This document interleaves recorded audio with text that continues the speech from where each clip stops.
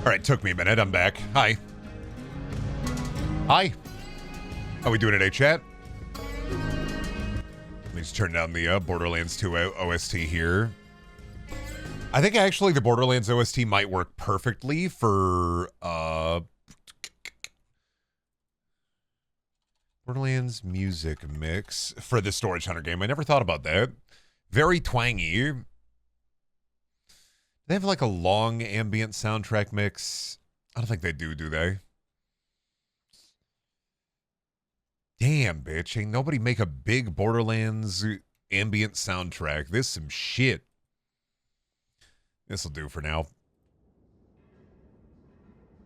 I gotta call my guy about this. Oh yeah, I got a Brendaniel guy. Let me ask my Brendaniel guy how he feels about this. Let me call him up real quick. Let me just...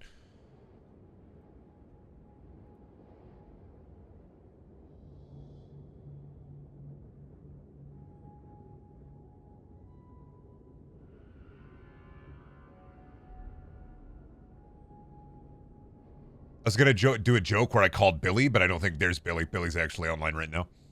Damn it! But now, now I'm not gonna do the joke. I was gonna do a joke where I called Billy, and then Billy was offline, and I was like, shit. Please.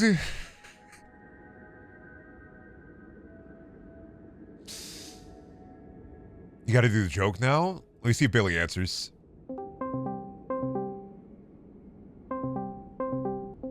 Hey Billy, real quick. I needed to call somebody who's a Brendaniel guy. I just need to know how much. I got a couple of Brendaniels. I need to know how much they're worth, how much they'd go for. I just woke up. Sorry, I called you for a bit. I'll let you go Right now? Yeah, I'll let you wake up. I'm sorry. Is this a streaming bit? I'm in bed. Yeah, I'm sorry. Are you for real right now? Dude, you want to see my camera, bro? Dude, look at this. You're literally in bed. Oh, man. Wait, that's not my camera. Why am I seeing the house from Skinamarink? What's...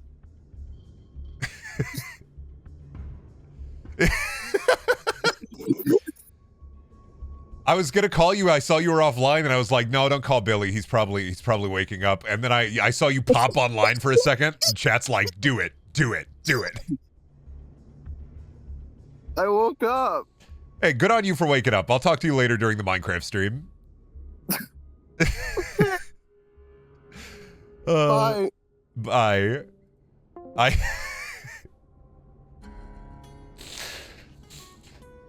Yeah, I see. I didn't know if Billy was like awake at a regular time today or not, but yeah, Billy asleep. So we got him. Oh, don't worry. You have no idea, dude. Like, I'm not gonna lie to you. You have no idea when in regards to like the Minecraft stream later. I'm going to give you on the PST channel. I've been doing some work. You saw me build the tower if you were here for that stream, but I've been doing some work. Let me give you let me just give you a taste before later today. When I'm on the PST channel for that, let's give you a bit of a taste.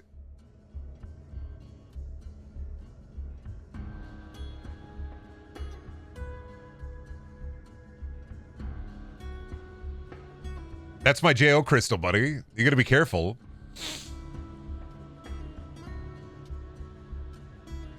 Just for an idea of what I was able to do in the PST SMP, I have found 2 geodes and I've fully scooped them out.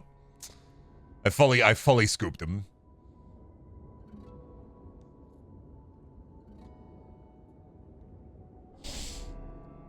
So there were things that I have done. There are things I've done. Anyway, welcome back to fucking Slop Bop Shop Top. Am I right? Fucking welcome back to Misery Loves Grumpy, my beautiful store. Oh, what were we doing at Blueberry Dog? I'm trying to remember. Who's the dream in your SMP, Brendan? We don't really have a dream, because it's not really like an SMP. More like S in penis. Got him. I don't really think of it as like an SMP is the thing. It's more of a... just a friend thing, and I think John and I are the only two who have been doing stuff in there. Because I don't think Billy's been logging on.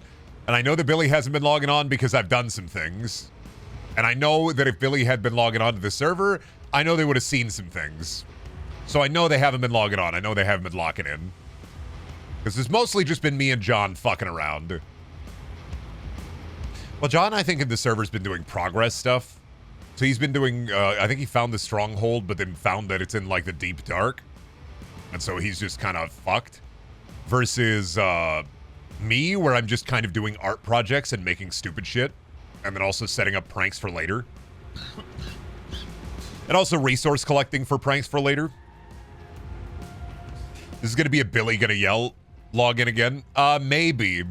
It might be worse than the last time, but it's like I said, I have a lot of pranks. I have like 2 or 3 major pranks that I have to get through.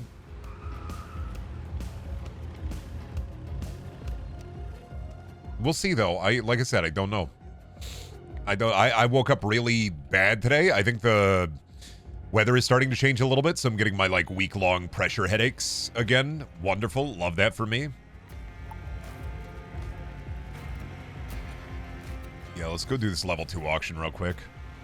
I know I got too much crap in my pawn store.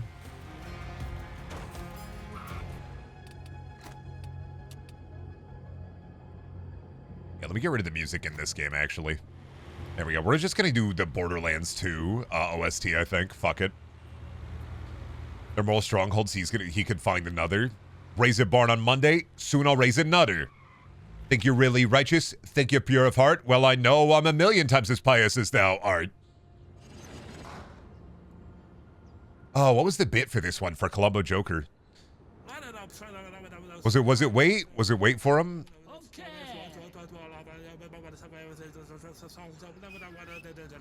Because, like, I could just win this. Like, what am I worried about? They're not going to win this battle. Like, I don't know. I don't know why they're trying to. This is like, wait a minute. Is storage hunting, like, rap battles for white people? Is that what storage wars are? Is that...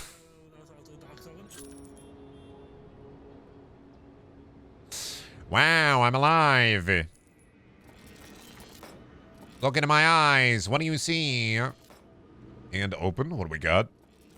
Tape dispenser. Wow. Pleasure. Wow. Boxes. Toys! What the fuck kind of toy is that? Was that like a big old bucket of Legos? That's worth way more than that. What is that, 55 bucks? That's worth way more than that. Fuck you trying to hit me with the big bucket of Legos shit.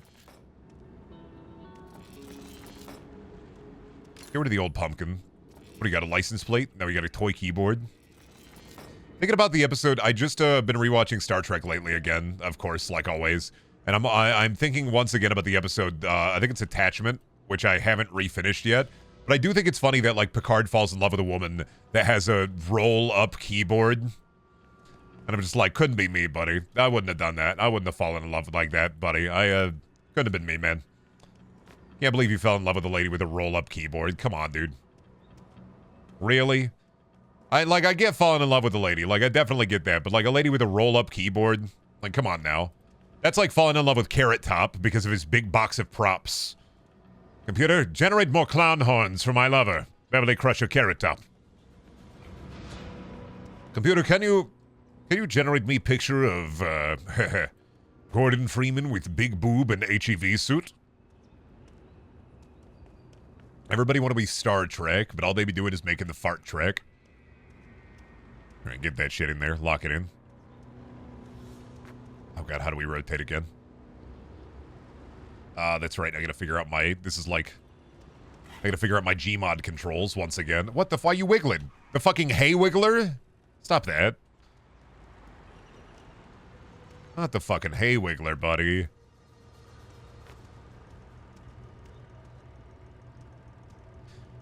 I don't even know if all the shit in my, How do I eat? I can make you work. No, I can make you work. Stop it. Fucker. God, I hate the fucking gigantic hay pieces. I fucking hate the haystacks. Get.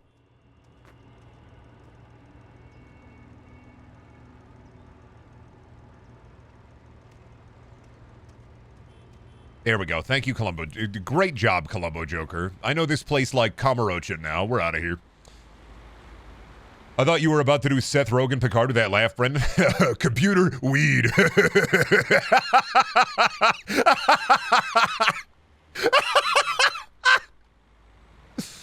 Sorry. Computer weed hot.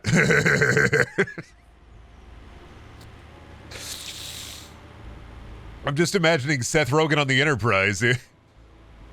Captain, we got a bong asteroid headed towards Weed Planet.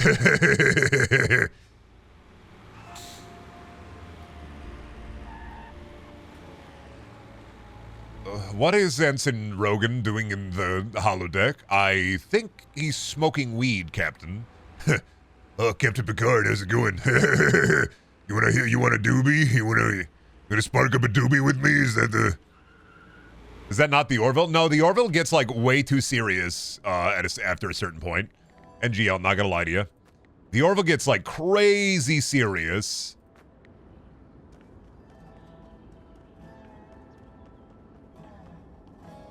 It is not just Thungus with Wungus. Damn, bitch. Come on, Jason. Jason, you gotta be doing better than this, man.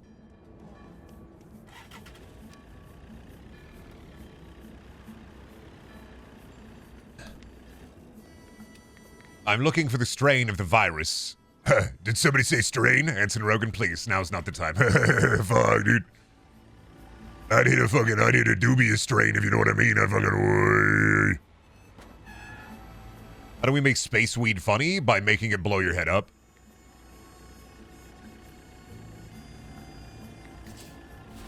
It blows up your head. That's how you make it funny. How do you make space weed funny? It blows your head up. It blows your head smooth off. That's what happened to JFK. He smoked space weed. His head just did that. Bomb! Why do we... Oh, you know what? I want to buy... I'm very interested in buying the cruise missile. I would love to buy the cruise missile. As Columbo Joker, that's looking like a me thing. But I don't want to bring it too high up. But I definitely want the cruise missile. Come on. Yeah, if I could buy the cruise missile, that'd be pretty tight, not gonna lie. NGL. But I'll wait. I'll wait until you guys get bored. I'll start offering, No, I'll wait until you guys get bored. I can afford it. I'm not worried about it. I want that cruise missile, and I know that it's gonna come home to Papa. It's gonna come home to me, and I'm gonna make better decisions with it, so... That's gonna be mine, sorry.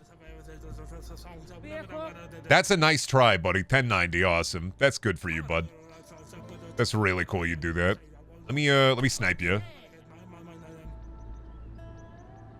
I don't know, Rick. It looks fake. What are you, Rick and Mortying my storage war? Nah, Morty, that's a cruise missile, Morty. It's gonna be real, Morty. It's a bomb, Morty. Not only is it a bomb, it's a good condition bomb, Morty. You see, Morty, it's a bomb. It's full of bombs. On account of the bombs. Oh boy, an old gas pump. Oh boy, a ceramic vase. Oh boy, a beach towel. Oh boy, a chair. Oh boy, a jumping rope. Oh boy, a hockey stick. Oh boy, a beach swim ring. Oh boy, a Chinese fan. Oh boy, pincers. Oh boy, school textbook.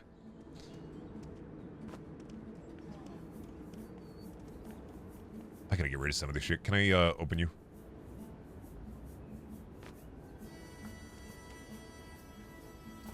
Let me fix you. How do I open the lock? Damn it, you son of a bitch. Motherfucker. Well, I don't have a lot of room in my pawn shop. But I also don't have a lot of room. Maybe I dump stuff off at home? Let me hit up the pawn shop. Let me see if I can offload some of the big items into the warehouse. I'm gonna see. I gotta get rid of some of the big. I gotta hope that my Chumley homunculus is fucking selling the appropriate slime. Please, my Chumley homunculus, please. Make space. We have to get rid of the big stuff.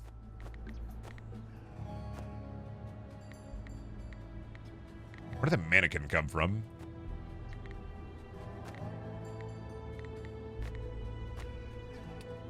Thank you. There we go. That is, I think, about as good as it's gonna get. I got a lot of junk in the trunk, but that's fine. It's okay to have a lot of junk in the trunk. I read those books. Hi, I'm Rick Harrison. Hi, I'm Slick Rick Harrison, and this is my pawn shop. Do you think Rick Harrison had like a long, luxurious mane that he called himself Slick Rick Harrison? Do you think like Pawn Stars would be a lot cooler? Like it wouldn't be just like a dad watches this show, everybody would watch it? What if they gave him a gun? And what if he... And that's it.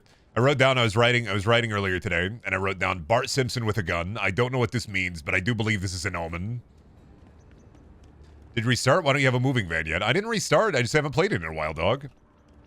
We're still where we were. I just wanted to play something simple and brainless today, and I thought, you know what? Bring it back. I like these slop games. They're very good for yapping. Kobunga? Yeah, I don't know why I wrote Bart Simpson with a gun. I really do. I will probably figure out at some point what it means. It's kind of the joy I'm finding in writing, is sometimes I just jot down little ideas, and then I'm like, maybe I could explore this. Maggie Simpson had a gun, but what if Bart?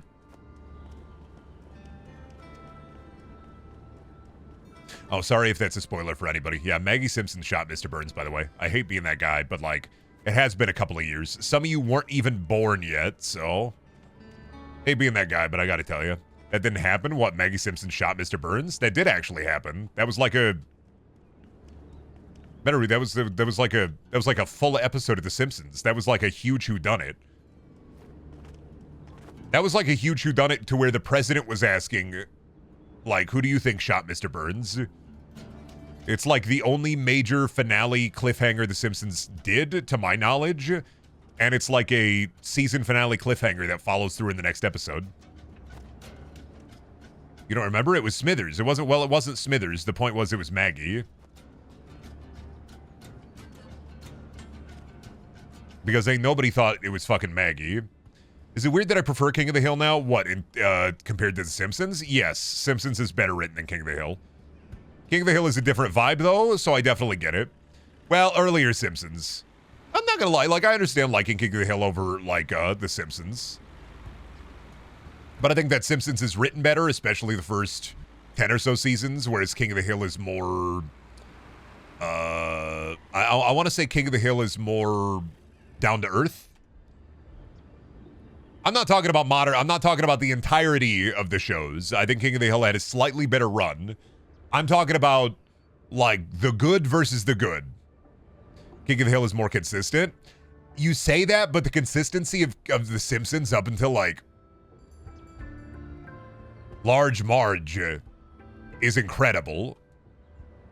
You also have to remember that The Simpsons also paved the way for King of the Hill. I'm not saying that's the most important thing, but I don't think that King of the Hill would have happened without The Simpsons.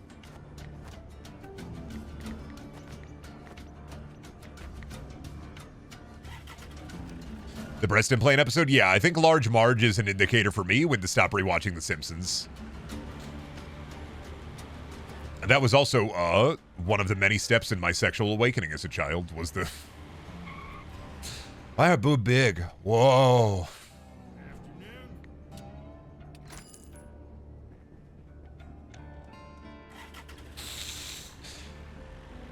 King of the Hill Shippuden is pretty good. Animation's a little jarring. Oh, you talking about the newest season? Yeah, I mean, we talked about it a little bit. I like it. Overall, I think that I'm glad that it has more of a focus on Bobby. I think it's really interesting to kind of change the narrative to where Bobby is kind of becoming the king of the hill. Following my ninja way, Dad. I'm gonna be the Hoyer Kage. I thought it was that one Digimon. Buddy. Crazy bit. You can have more than one awakening. 5 p.m. Okay, I can do this auction real quick.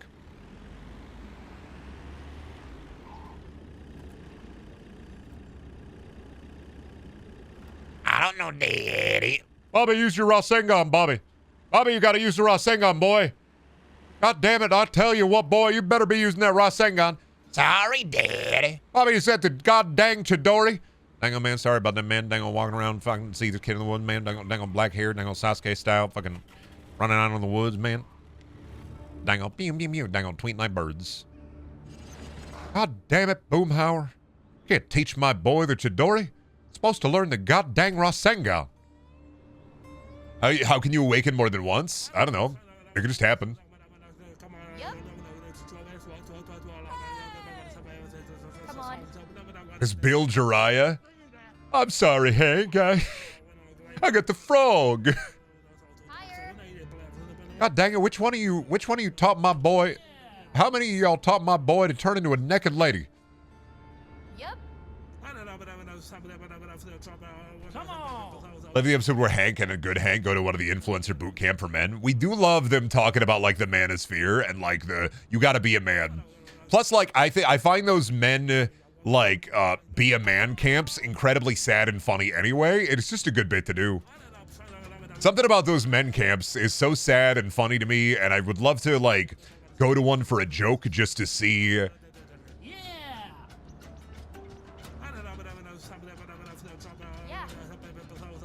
Like, something about it is just inherently funny to me. Jessica, I can afford this. You can't. You need to let go.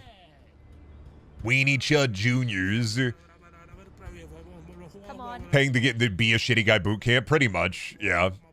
I like the bit where the guy who was in charge of the camp, his mom was the one paying for all of it. I thought that was accurate. Higher. Jessica, you are my rival, and I'm going to buy this only out of spite. I want you to know that, Jessica. I'm not buying this because I want the stuff inside. I'm buying this out of spite. That's great, Jessica. I'm buying it out of spite. You can keep bidding. I'll keep... Nope. I'm going to bid the second you bid. It's not even about the money, Jessica. It's not about the money.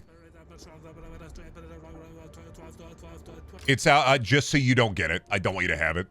I really just don't want you to have it. And I want that fucking wheel. Why is a breaking wheel like a hobby? Hey, who want to come over to my house, sit on the torture rack a little bit, huh? What is it? Ooh, a big sack of MREs. Oh, a man. Oh, a mannequin. Who want to come over to my house, get on the torture rack? I swear it's going to make you taller, I promise. I'm telling you, dude. I'm telling you, dude. I'm telling you, dude. It's going to make you taller, dude. Can't buy that, actually. Why does it still break? Motherfucker.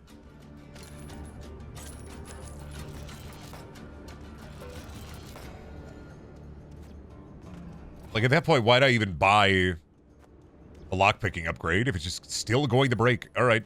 Whatever, man. Go, my slime. It's about sending a message. Paying thousands in order for somebody to bully you. I mean, a lot of it is just some dudes don't have, like, a good male role model. And, like, that's the way it be. And some people look outwards. I'm thankful. See, here's the thing. I think about those Chud boot camps and I think, dang, that is kind of funny, but also sad. And then I also realize inherently that if I hadn't had my grandparents, my grandpas, both of my grandpas, I would be an inherently worse person today. I am lucky that I had two goofy old guys who were just wacky, silly motherfuckers that I would stay with every once in a while in my life. Because if I didn't have those, if I didn't have them, I'd be a fucking mess. And I'm already a mess, so it'd be like double the mess. I definitely would have ended up in a male boot camp. I probably would have had more money, but I probably would have been less satisfied with my life. Yeah, if I'd went to one of the Chud camp, I definitely, if I didn't have my grandparents, I definitely would have ended up in a Chud camp.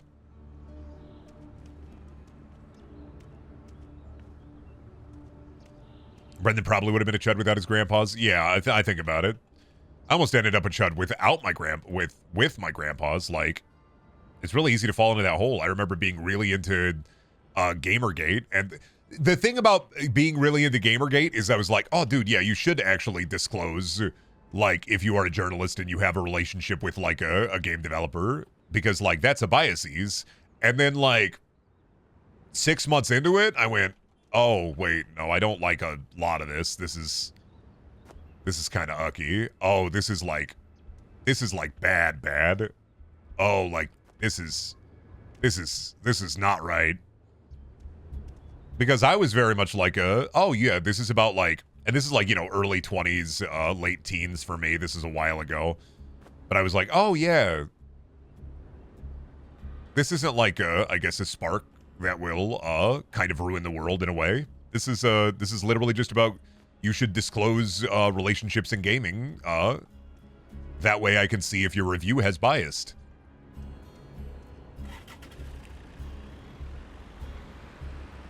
So what type of mess are we talking about? Are we talking about piss your pants level or shit your pants level? In terms of like, my life be like a movie? My life be like Synecdoche, New York? Because I don't understand that bitch, and I'm trying to leave the theater, but they lock the doors? Is that the... My life be like a Charlie Kaufman movie when I want my life to be like a Robert Rodriguez movie?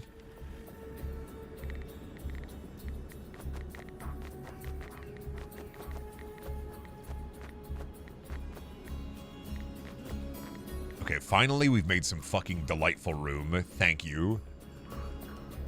Oh wait, shit, actually I need the chest out of there. I just put it in there, didn't I? Ah shit, did you put it out? Oh fuck, I think he sold it. Shit. Did you put it out? Did you put it out? Did you put the chest out? Did it already sell, you bastard? Look at what you've done. Look what you've become, bastard. Oh wait, no, yeah, I need to pull that out. What have I come, my sweetest beef? Everyone I know gets the beef in the end. Here we go, good shit. Fucking finally, dude. My slop is out of the goddamn pawn shop. I gotta buy a secondary pawn shop at some point, too. I always think of Andy Kaufman whenever somebody mentions Charlie Kaufman. Like, I do not know how Charlie Kaufman is. You should watch I'm Thinking of Ending Things. It'll, well, it's about, like, a breakup. But also, it's about, like, a janitor slowly dying. And that's all you gotta know. I haven't watched Synecdoche, New York yet, but I have watched I'm Thinking of Ending Things, and I like parts of it. Although that's I think the only Charlie Kaufman movie I've ever watched is I'm Thinking of Ending Things. But mostly I liked the, less the overall like narrative about like a relationship that doesn't exist between people that don't exist in the mind of a dying janitor, and more about like the visuals and how fucking weird that shit is, especially if you don't, like, figure out the bit.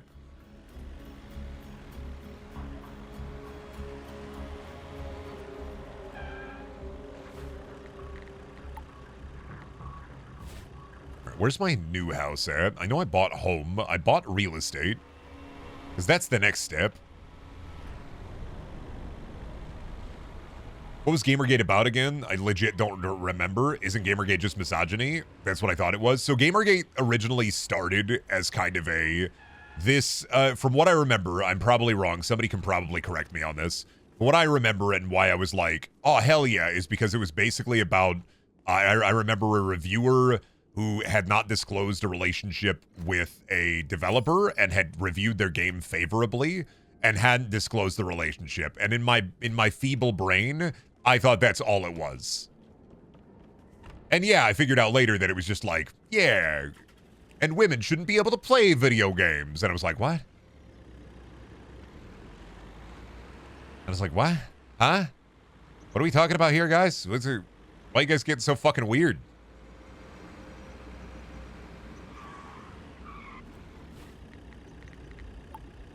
I was like, what?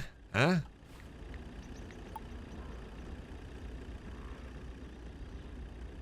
I was like, why everybody so weird about this? I don't get it. Why so serious, says the Joker jockler to the Batman. You know what? Fucking, I better grab my funds in my store. How much you make? How much you got for me? 14,000. That's good, buddy. That's good. Looking good, buddy. We'll be able to run that auction. That's a level 5 auction there, buddy. 10-4, good buddy. We're gonna run that auction. We're gonna run this town, buddy. You and me, Chumley. You and me, we're gonna run this town, you see. Fact of the matter is, at the end of the day, it don't matter what they try to do. We're gonna win. is because of woke in game, basically DEI before people started saying DEI. It really does sound, I'm not gonna lie, I have wrapped back around to woke being funny, but only because I've realized it makes motherfuckers sound like they're trying to Dr. Seuss. There's woke at the store, there's woke with this boar, there's woke everywhere, woke galore.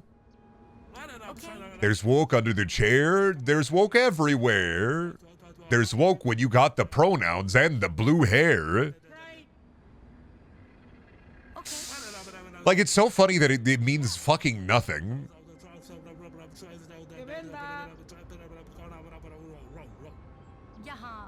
Like, it has no weight to it whatsoever. It's just like a, yeah, buddy, that's great. How about you try some, like, I don't know, problem solving.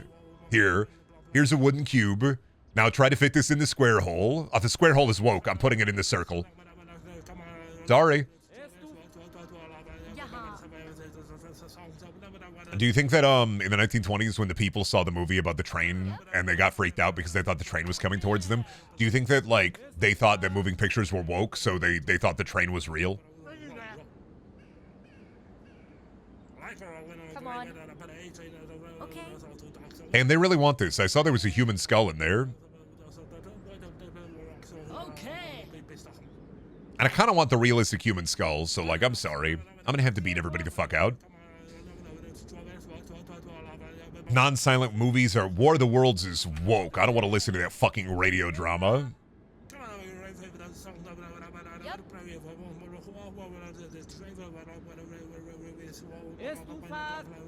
You're stupid, motherfucker. Yeah. Went down a rabbit hole yesterday because I was bored, and I found, like, through the rabbit hole, I found Will Wheaton's Reddit account.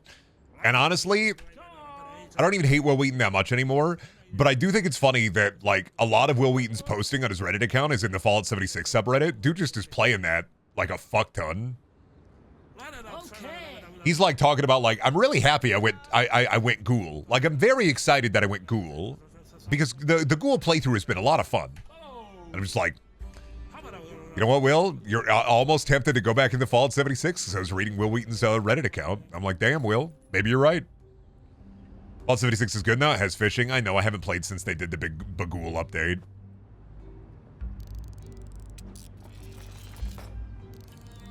A change machine who want come to my laundromat, who waking up, who out there wriggling the worm.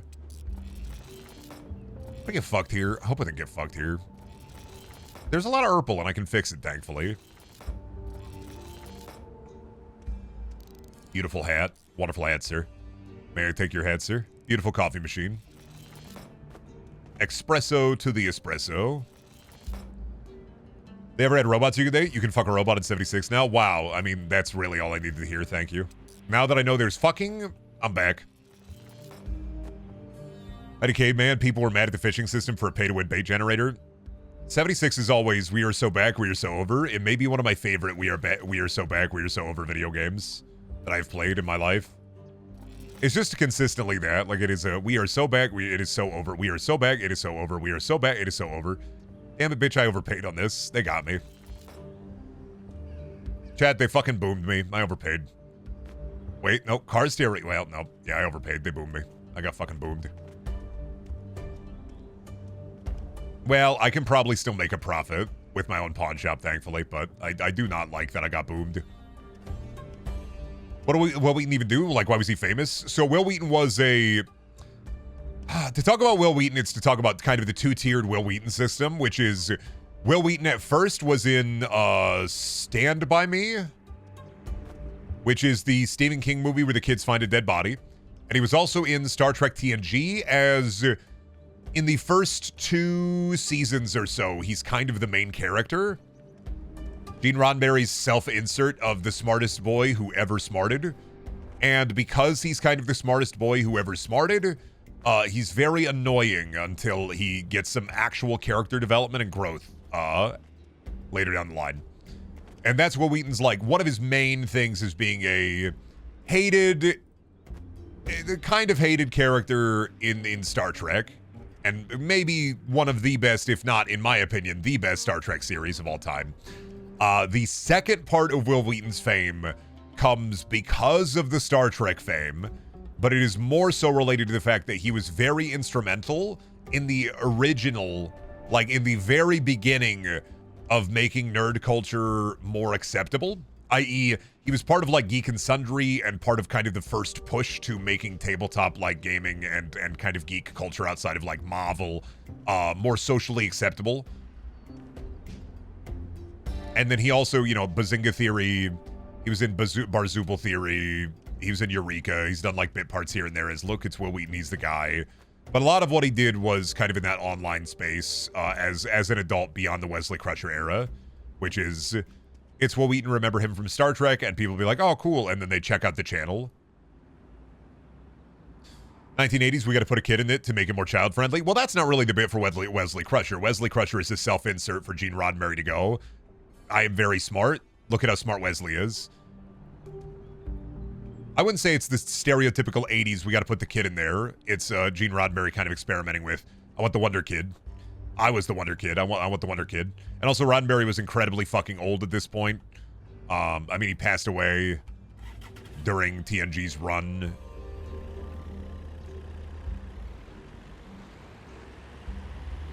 So realistically, like, his fame is two-tiered. It was Star Trek, easy one to understand, and then kind of an ephemeral, like, internet.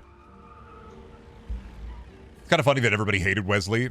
Wesley got better, but, like, it took a while, and he also had to have actual character development, and I'm still not a fan of Wesley Crusher goes off with the Magic Spaceman. Thing is somebody who was, like, a kind of not a wonder kid, but who was kind of in the gifted program as a gifted kid. I don't like Wesley's shit because it's just, I'm burnt out from being smart all the time. I will magically explore space and become basically akin to kind of a god. I kind of hate that. I would rather Wesley kind of get burnt out and then have to actually like deal with the consequences of burnout. He had a really good arc until the burnout led him to intergalactic, planetary, intergalactic. I'm a fourth dimensional being now. Wup, wup, wowie.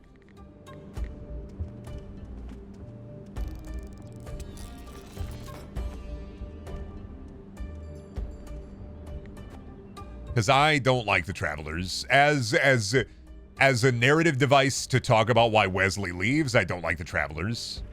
Why did Joker into Helix?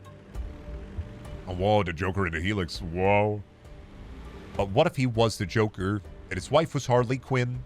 And what if he had some goons and some freaky henchmen? And what if he hated Batman? And he put him in a trap? And what if he had a big mouth? And he gave Batman a slap?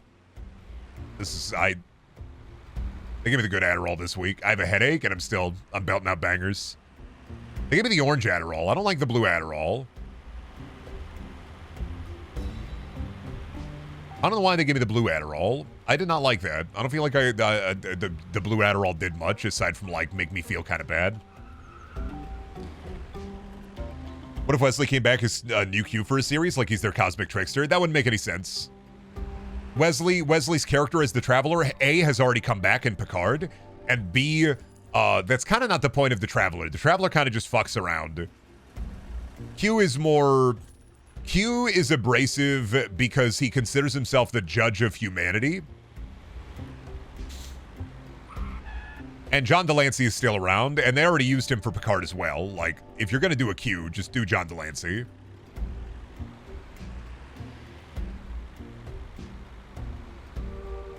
What if you had one bad day? Would you become the Joker? Yeah.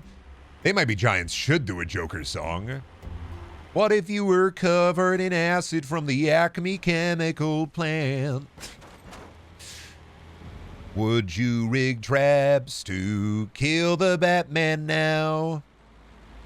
Or would you even care? Would you want to kill the Bat Cow?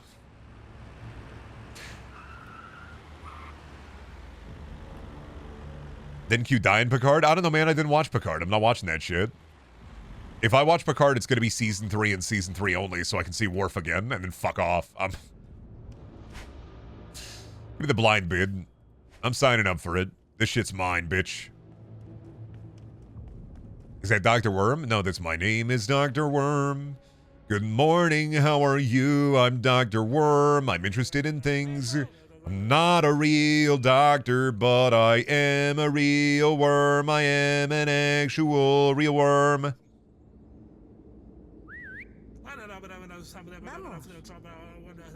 I'm a big They Might Be Giants fan. Because, like, I might be a giant. You don't know. I'm inside of the cube. Okay.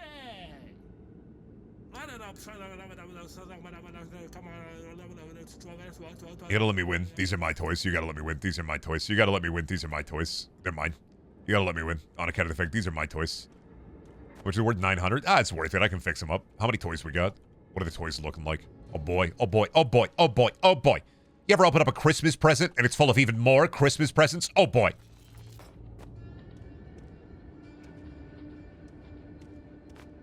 You fall out.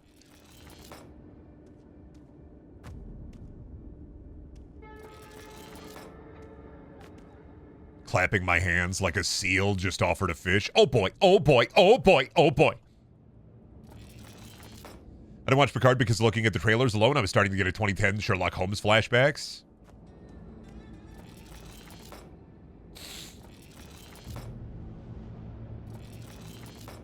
It's kind of shit, but mostly due to all the actors being old. Yeah. Well, that and like, I don't know, man. Maybe I'm just I'm not saying that I'm a fuddy-duddy, but I am saying that, like, I don't think we really needed Picard. I love Patrick Stewart. I fucking do. But I don't think we needed Picard, and also it started really bad. I heard season 3 was at least okay. Very fan servicey. But I know how it started, and I know that it started so fucking rancid that I don't want to watch it. I just know that shit started real fucking stinky.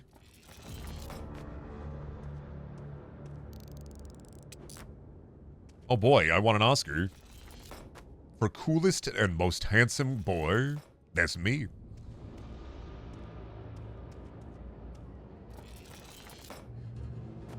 Wait, what the fuck? That's a Brendaniel clip. It says, elegant, smelly cobra, amp energy. Why is there an ad for an energy drink in the link for the clip? Enhance. I'm going to show this on stream for documentation. Why does it say elegant, smelly cobra, amp energy?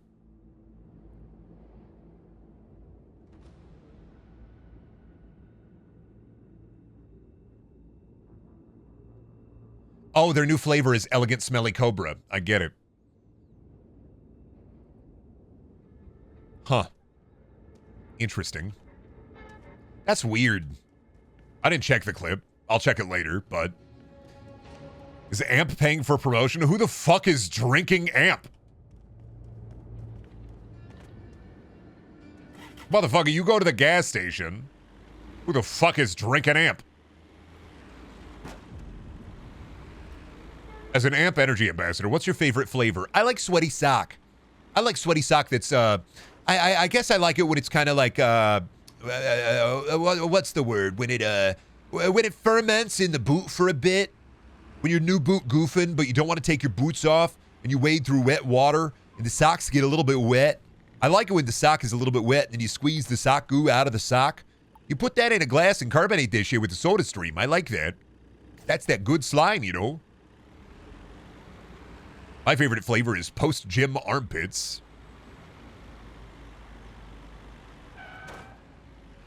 Oh, like Aussies doing shoeies? Ah, we gotta do a shoey, bro. We gotta do a shoey, mate. You drink the beer out of the shoe. Imagine naming an energy drink after a narcotic. Exactly. That's why I only drink methamphetamine. That's right. The energy drink, methamphetamine. Not related at all to the drug methamphetamine. We just called it that. We trademarked it. Now whenever they talk about meth in Breaking Bad, we've had the CGI Walter White taking an energy drink, picking it up with his hand, and going, Jesse, this is yummy. You should have some of this meth. That's great meth, Mr. White. Thank goodness you're making it all legally, like, and you're not going to get in trouble at all. That's right, Jesse. Let's go home and have a Carl's Jr. burger.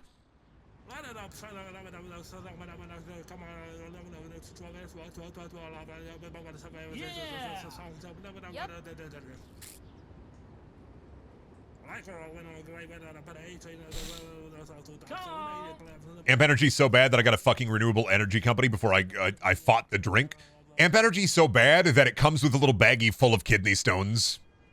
Like, they don't even want you to drink it. They just say, just put these in your penis. Just put these in your urethra. Just put them in. Like, we don't even care, man. Like, just put them in. Lock them in, bud.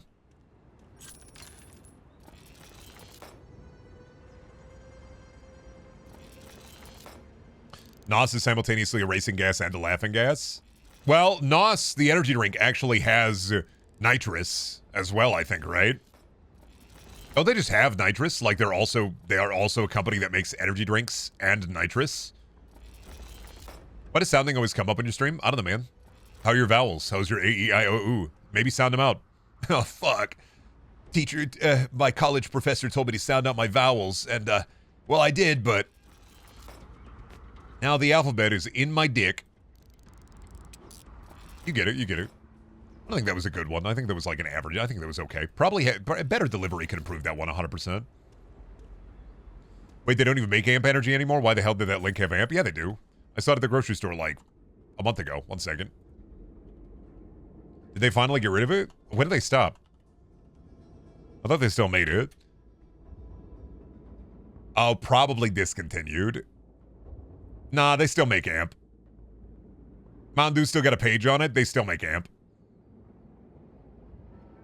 Yeah, they still make it. I knew they still made it because it kind of goes alongside. It's a Mountain Dew energy drink, bud. Like, there could be a Mountain Dew review of Amp. It is a Mountain Dew. You gotta remember, Amp is a Mountain Dew. Don't think of it as an Amp. Think of it as a Mountain Dew. It's a Bartle Dew. The play-by-play bit analysis is what I come to the Brendaniel streams for. Yeah, you know, sometimes I say something and I'm like, that one didn't work. Not the greatest. Either A, how do we improve that? Or B, do we let it go? I'm just going to let that one go. No, Amp as its own thing is discontinued, but Mountain Dew makes Amp now. It's like a default flavor of their energy drinks. It's like me and Sobe, never find it, but everyone's saying they can see it around in their stores. Oh no, Sobe Life Water is actually dead. That's different. Sobe died.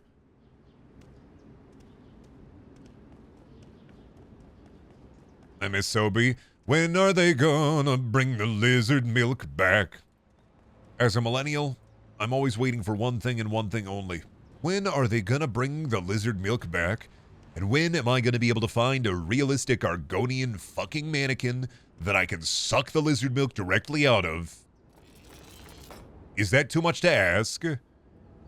Just a little milk for me. Is that too much to ask for? Yes, I know they're reptilian. Yes, I know they can't fucking produce milk. Do I give a shit? No. I'll figure it out and I'll find a way. I'll write it in the lore. They will be milkable.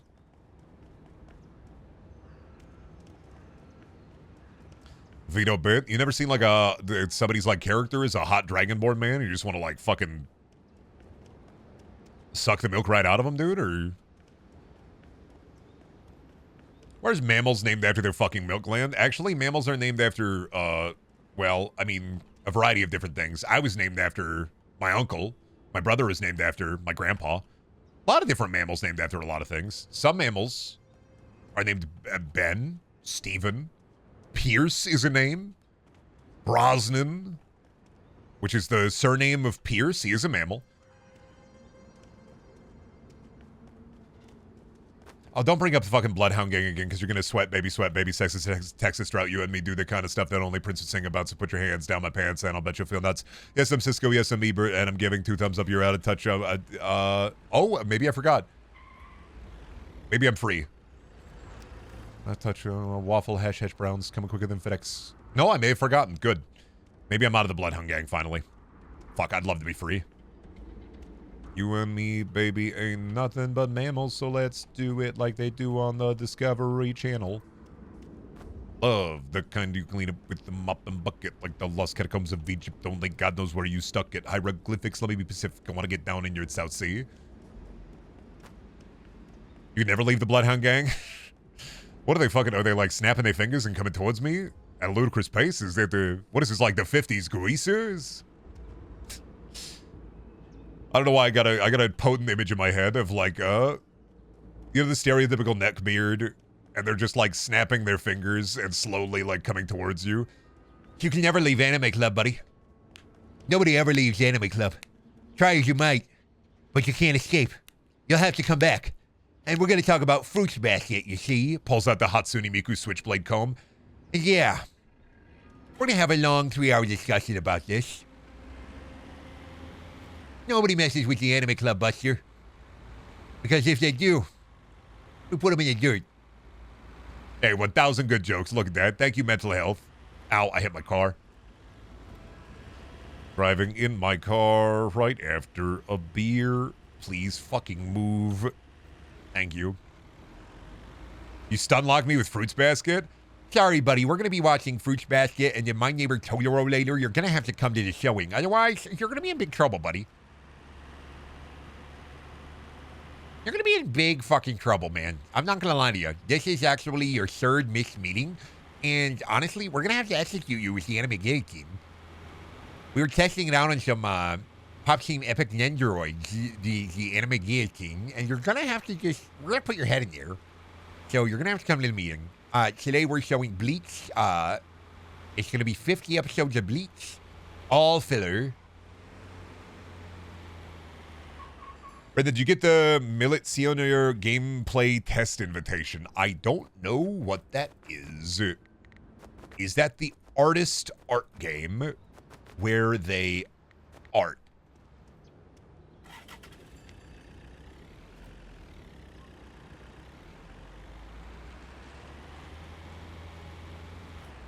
I don't know what that is.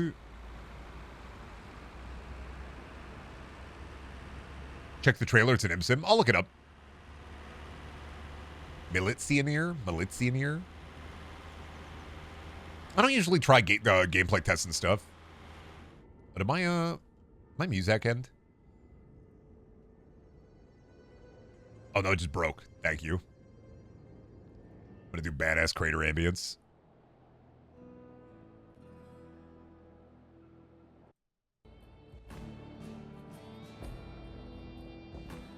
There we go.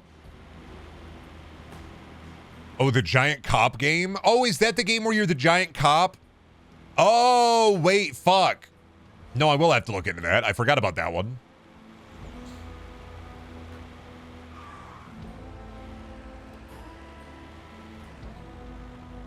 I forgot about when you're the really big cop. And you gotta, like, solve things around the town, but you're also a really big cop, right? Oh, you're not the really big cop. You're working against the really big cop. Got it. I thought you were the really big cop. Now I'm less interested. A game from my POV? Awesome. Except if I was a cop.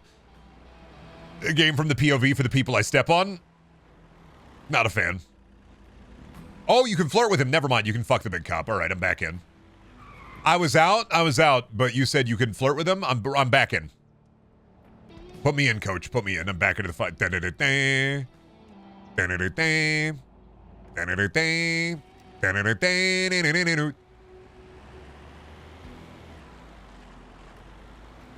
I gave him a brick and he got upset.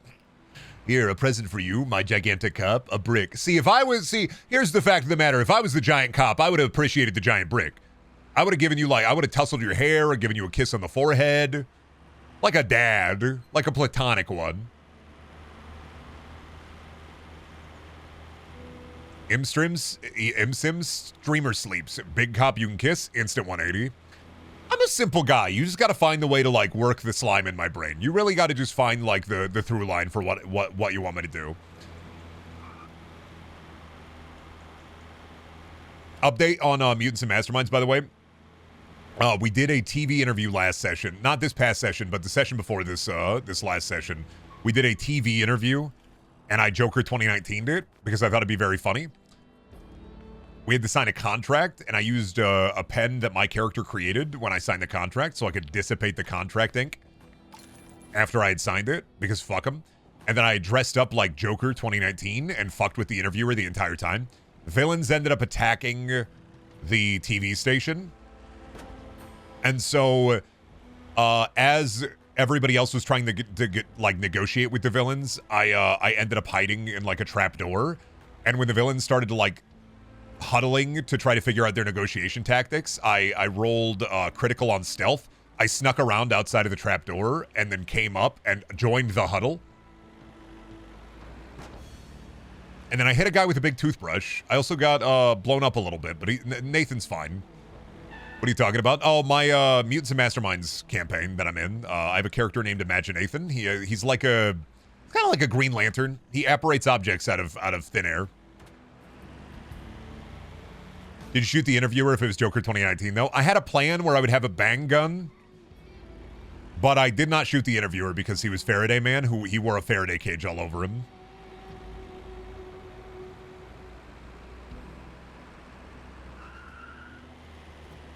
Plus, I didn't want to like ruin. The thing about like Imaginathan bits is I want them to either be surface level or I want them to blow up in my face, because I don't want to. Imaginathan is a selfish tabletop character for me, which means I need to. I try and need to make sure that everybody else is involved whenever I do a plan, unless the plan is really stupid. Like one of the villains we fought, we ended up getting I think the bassist from Tool killed because of a plan I did.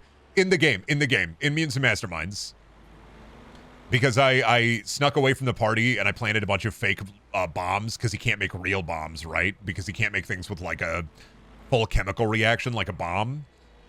And so I snuck around, planted a bunch of fake bombs at this cult festival, and then summoned speakers and like a microphone during the Tool concert at this cult festival and started telling people that there were bombs everywhere. Unfortunately, I caused 2 stampedes, which led to people getting killed and then the bassist from Tool dying in the game.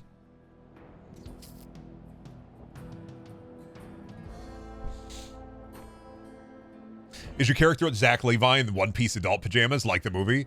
Actually, I have a I have a picture of Imaginathan. I haven't gotten any art commissioned for him at all, but I do have a picture of him. 1 second. Let me grab it.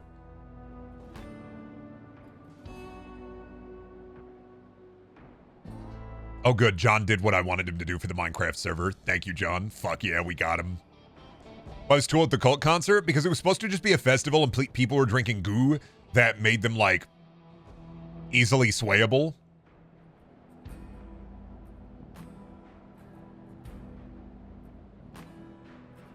Like persuadable goo, persuadability goo, and because the persuadability goo, yeah, so I have a picture of Imaginathan for you, actually. It's a Hero Forge, so it's not that good, and I changed it up a little bit. I think he's a little more colorful now. But he is, that's Imaginathan. So backstory-wise, he's cursed to wear basically the equivalent of a unicorn onesie. It's a 2-part curse. 1, it dampens his powers, and 2, he's basically locked into the onesie. He wears clothes over the onesie. It's supposed to be like skin tight. And he wears clothes over the onesie whenever he disguises himself. He has a witch grandma who hates him and a brother who works and owns a food truck. How does he pee? I mean, it's really just like, there's a zipper. We've already figured this out. There's just a zipper there where he can just piss. Is there a dark and gloomy version of him? No, but there is like I thought about making him a villain. So the family line idea that I've had for Imaginathan is him and his brother. He is cursed. His brother is blessed. He's cursed because he was born with too much power, and his grandma basically put a limiter on him. And if that limiter is ever removed, he may go, like, we may do, like, Villain Nathan at some point. I've talked to Julia about it a little bit. It might be, like, a fun arc, and then to bring Nathan back. Plus, I'd love to play Dave, his brother, at some point. Dave is, I want to say, like, Taskmaster-style fighter, where he has perfect memory and perfect combat capabilities, but he doesn't care, and he owns a food truck and loves his wife and kids. And so the plan is if Nathan ever breaks bad for a little bit, I'm going to play as Dave, but only for a bit until Nathan gets his shit back together. Other bits Nathan has done. Drop the giant Andy Warhol soup can onto somebody. Nathan's object ability allows him to make any object 15 feet in radius. And he can also drop it on people within 15 feet. So he can make some giant shit. He also has a beam attack, but that's kind of more of a backup. This is a private game, yeah. I would love to run a one-off in Perilous where we do a superhero academy for Perilous, and Nathan would be kind of one of the teachers. Because I have already thought about it. I would love to do like a Perilous one-off where Nathan gets to be one of the teachers. Is the grandma dead? No. When I play a character, I like to give the DM a couple hooks they can work with. So I have Dave and the grandma, and Julia can bring those in if they want to. Rather than doing My Hero Academy RP, it'd be more like superhero training. It'd be more like Sky High. Less My Hero Academia and more Sky High. What's the name of the TRPG? Mutants and Masterminds.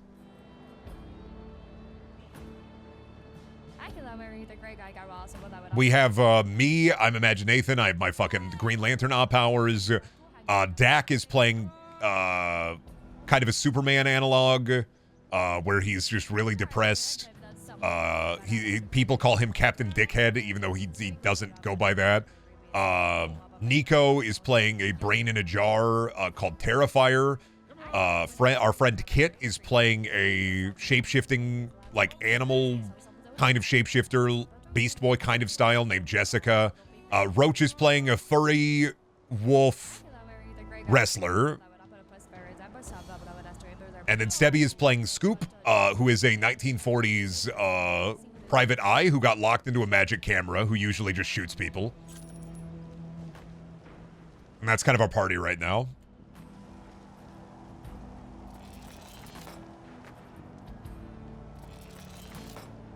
Lupus Libre? Pretty much. I'm going to lock that one down. I'm going to bring that one to Roach. Roach isn't playing a bear. Don't forget that Roach is also a DILF. Roach was a DILF. Roach is now a furry wolf wrestler.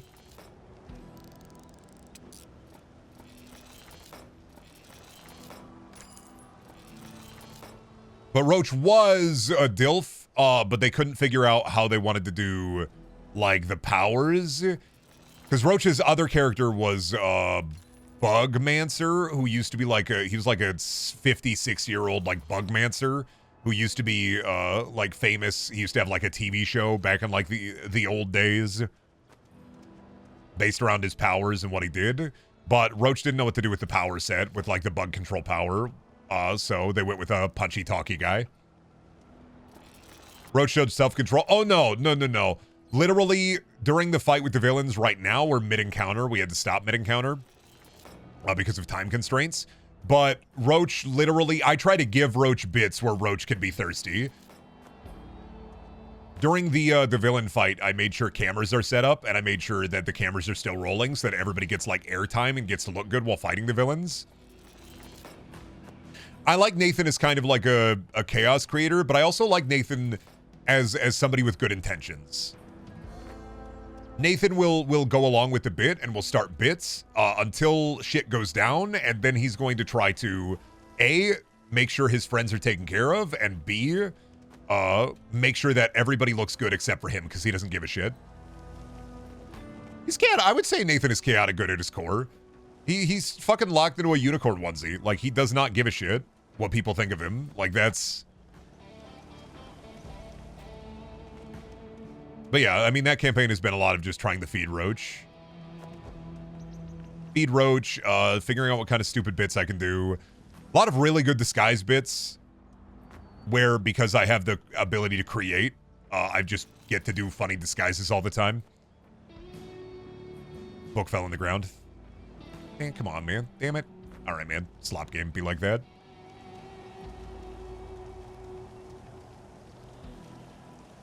Does it seem like you kind of play your character around how you want to play the game, which is a cool idea. Well, I have a lot of DM experience. So when I play a when I build a character, I want to make sure usually I try not to build a selfish character. Usually I try to build a character that would fit well within the dynamic so that everybody else gets a chance to shine, because I'm happy to be there.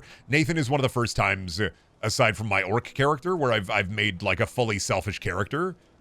And the reason I did that is because I was just like, you know what, Brendan, it is okay sometimes for you to take the lead. This is literally what playing is. It is okay sometimes for you to take the lead. It is okay sometimes for you to do bits. But I just try to do it in a way that's not inherently selfish, because I want to do things that allow people to also advance the bit and do their own bits. Was the art Granite? Yeah. Granite's like my selfish character. He's my self-insert orc who wants to smash. Like, he's my boy. I love him. Granite Rockthrone is one of my favorite characters because he's just a big green guy who just hits things with hammers. The one campaign where I got to play him for a while, I had 7 different kinds of hammers.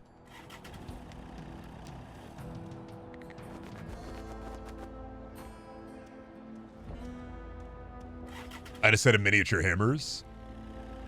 So imagine Nathan is doing Bugs Bunny bullshit. Imagine Nathan is like, what if a Green Lantern, but he was fucked up. I don't think this is a good idea. You know what I think we should do is I think we should take somebody and we should put them in like a big jar. Is that a good idea, or do you think like, I don't think we could, well, maybe jarring them isn't a good thing. Maybe we could like, I don't know, like fucking, I could make a bunch of fake soup. Do you want to do that? We could do like a ball pit, and I don't know, make the balls in the ball pit concrete. Like, I don't know, can't make liquid. Does he throw them? Oh, Granite? Sometimes they're throwing hammers. Sometimes they're hitting hammers.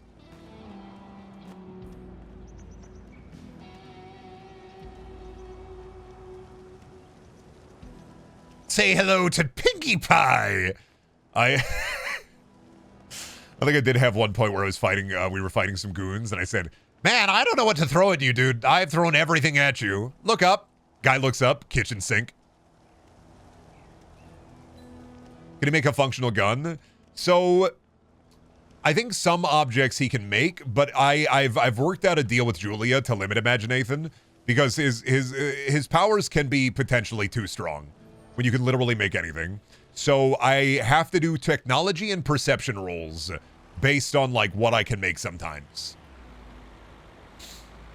The thing is could he make a functional gun? Yes. Could he make the ammo for the functional gun? No. I like those limits on Nathan because his power set would be too strong otherwise. Want a guy who can make anything, but not everything. It needs to be something he understands. That's kind of the bit, is it kind of needs to be something he understands. And so I need to roll well on technology and perception and insight. That's how I bring the extra skills into the create skill. And then for combat, I just drop stuff on people. A lot of my combat right now is drop stuff on people, be it random objects, big objects, cages.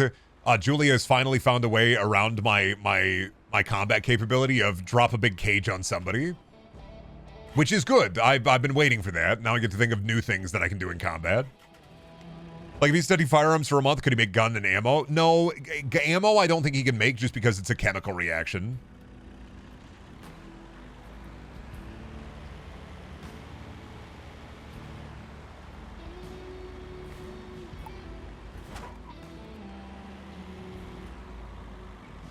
Was the solution large umbrella? It wasn't large umbrella, but one time to get up a building really fast, I summoned a miniature roller coaster, and then I was apparating the track while the roller coaster was moving. And the reason I can move the roller coaster is it doesn't move via electricity or energy. I can move things with my power, with my mind. And I was apparating the track as we went up the stairs.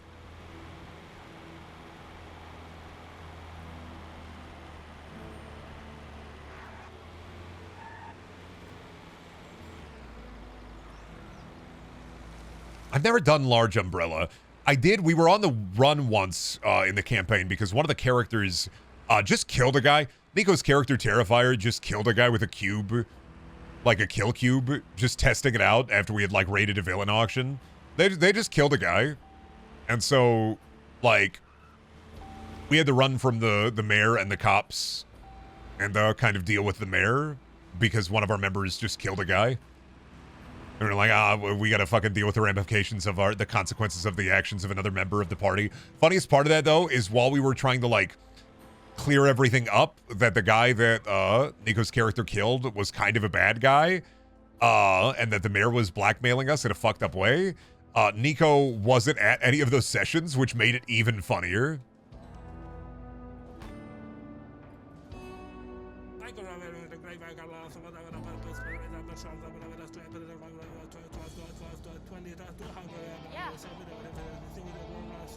So, and I made a log cabin out in the middle of the woods so that we could kind of hide.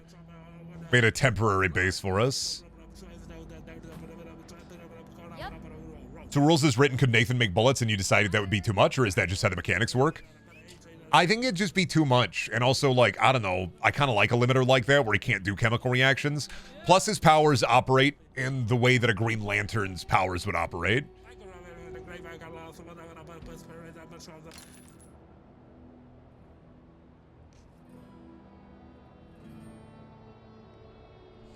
Oh, Nathan can make a crossbow. Downside to making a crossbow, though, is then I'm going to have to rely on other stats to use it. And I feel like just hitting him over the head with a really big thing would probably be better.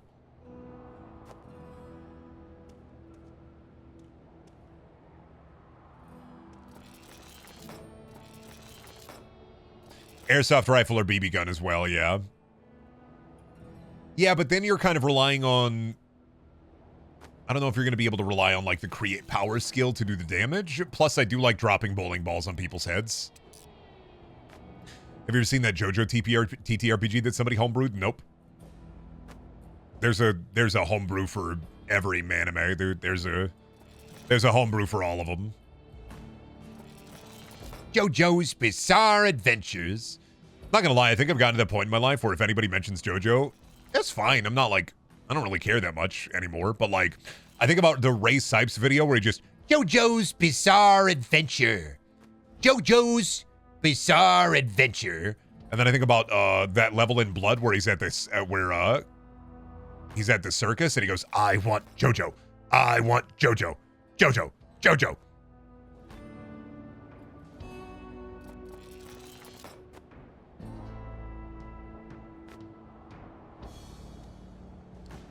Did hit a Chimera style creature with a toothbrush because he bit me recently.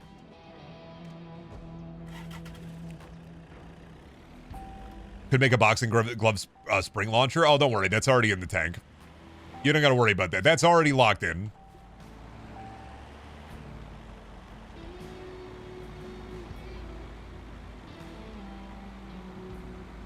The baseball bat boxing glove is 100% locked in, but I don't want to pull it out yet.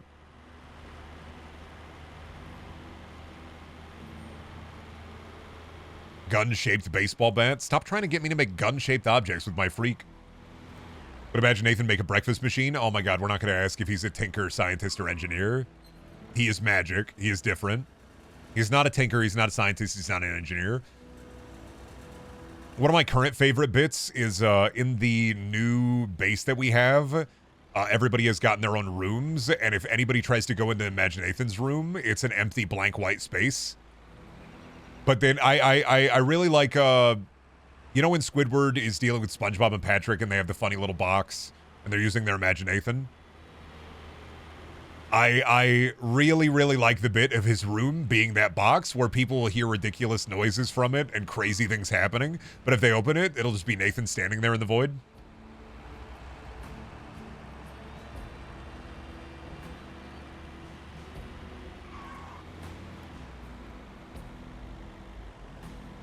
It's just an empty white room. When anybody goes in there, God knows what it looks like when Nathan's in there alone. That shit could look like Ronald McDonald and Sunday the dog having a wacky adventure. Nathan is a secret holodeck. Well, like, it's not really a secret holodeck. You gotta remember, he can apparate anything. So he's just doing crazy shit in there when nobody's looking.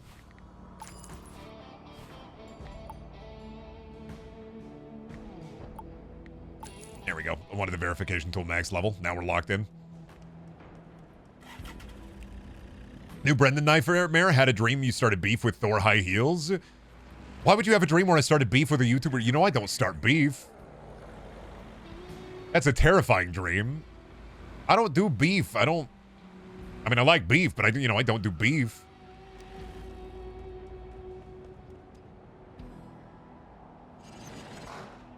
Oh shit, the glow. Oh, thank you, Flamefish, for the tier 1 spot, but I don't do beef, man. I'm too locked into the mechanism for that. You gotta be outside of the mechanism to kind of beef.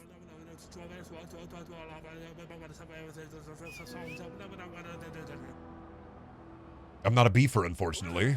If I was a beefer, I'd be a beefer. You'd know if I was a beefer, but I ain't a beefer. Thor is one of the least combative seeming YouTubers I can think of. They do a lot of like video game retrospectives, right? I think I've seen a video or two from them.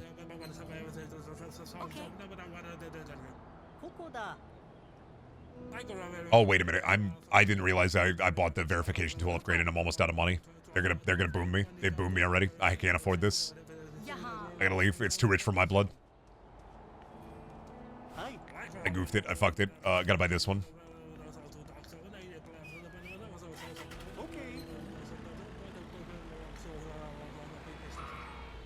I fucking beefed it. I beefed the whole thing. It'll happen. I can get some money out of this one, though. Ain't no way I can beef it. With 2K, with $2,000 in the bank, level 2, ain't no way I'm gonna beef it. But I'm gonna wait, because Isabella's here, and Isabella's a hell creature.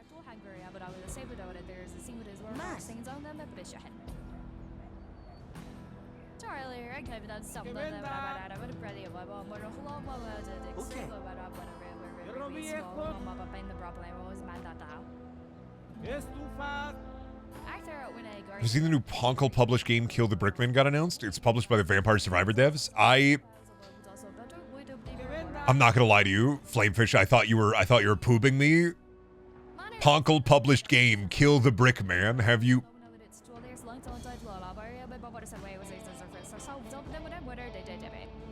Sometimes video games don't sound real to me. I'm just like, the Ponkle? It was Ponkle? It was published by Ponkle? Not Zooble, not Gangle, not Kinger, not Pomni.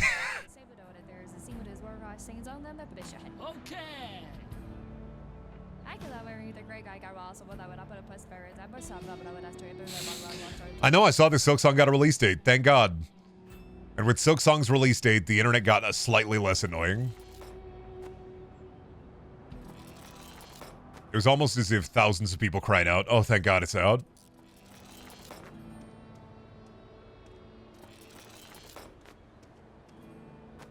Package was delivered? Oh, okay, I'll go grab that.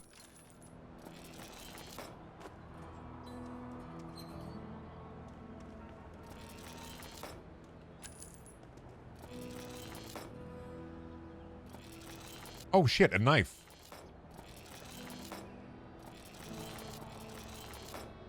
You know they're just gonna double down on Bloodborne 2 now?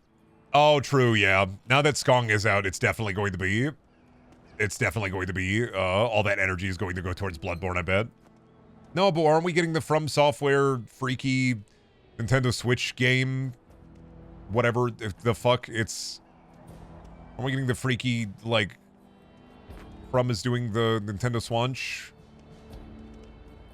With the... I don't fucking know. It's like they got the... It's a multiplayer. I don't know what it is. I saw the trailer and I still don't know what the fuck it is.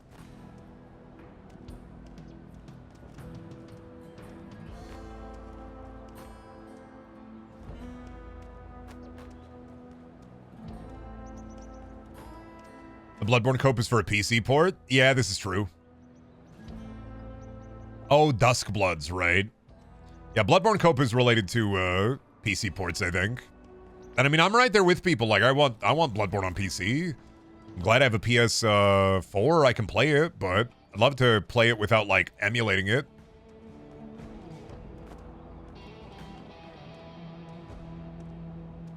To get 60 frames, you know? No, like, yeah, you can do I think the Bloodborne emulation project is very playable from what I've heard, but I don't want to play Bloodborne that way. I want to...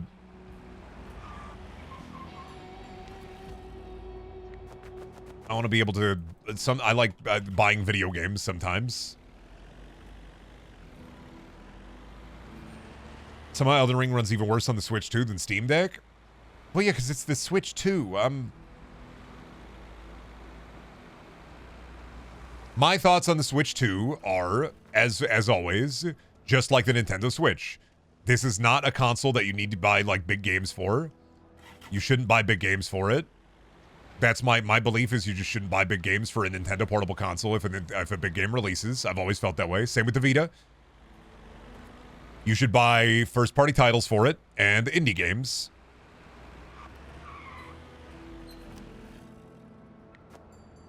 That's what's going to be best on the Switch too, is first-party titles and indie games. That's the will of the worm. That is how it be, that is how it will be, that is how it always be. It's the Pokemon and Mario machine. Yeah, I mean, exactly. Like, well, and not just that. Like, yeah, you can get, like, cozy games. This plays a lot of cozy games. You can get, like, Stardew Valley. You know? Maybe roguelikes and such. But realistically, it's... The strength of Nintendo consoles has always been the first-party titles. You're buying it because of Zelda or Donkey Kongus or the Metroid, yeah. I mean, you're investing in the Switch because you want to play those Nintendo first-party games, like the Pokemon and the Mario. Like, realistically, the only people buying third-party titles usually are going to be kids who it's their only console. That'll be it. Regardless, I'm going to go to the bathroom real quick, and I've got to go get a package for my wife, so I'll be back here. Let me leave you with some funky tunes, I think.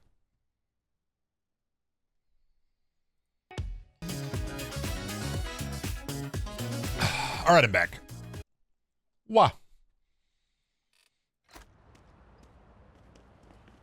How's the store?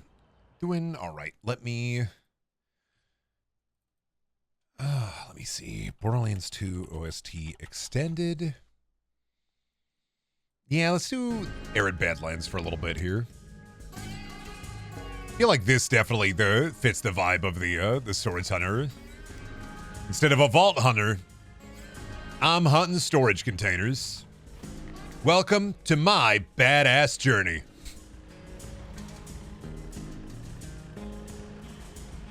Are we talking about Switch 2? Don't forget the AI-generated puzzle games. Oh, God, dude. If Nintendo could just do one thing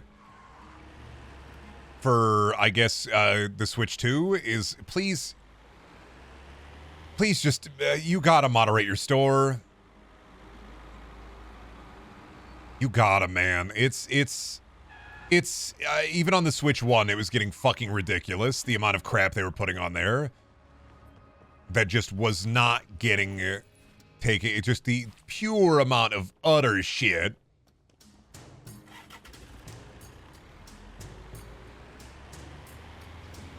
And I just don't get why you wouldn't just hire a couple of people. You make $1 billion, hire a couple of people to just check the store. Just hire a couple of folks to peep the store every once in a while. Like, that's all you got to do. Don't got to go too crazy on it. Just got to hire somebody just peep in the store. Come on. Yes. I thought the only one they fear is me would be the best OST for storage hunting.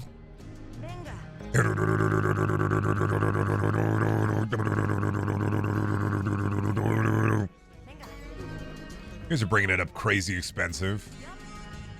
I want it. You're going to hand it over. I want it. That's great. I want it. I'll wait a little bit. I'll let you bring it up. I'll wait now. I'll snipe now. Nope. I think they assume that most of the shit games will filter downward into obscurity. I don't like that setup, but I think that's the logic. Yeah, but I don't want to, I want to be able to look through new releases. It's like on Steam sometimes where new releases is just flooded with crap and you're like, I want to be able to look through new releases and see real video games. But maybe that's too much to ask?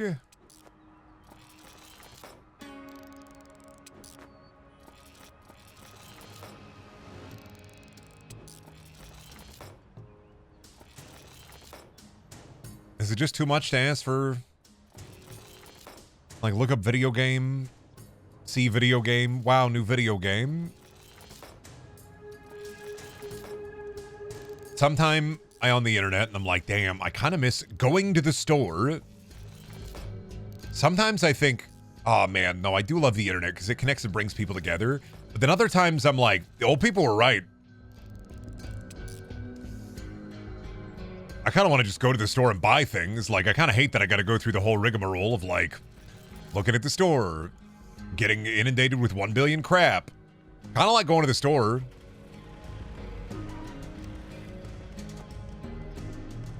I mean, convenience sake, awesome, but I kind of like going to the store.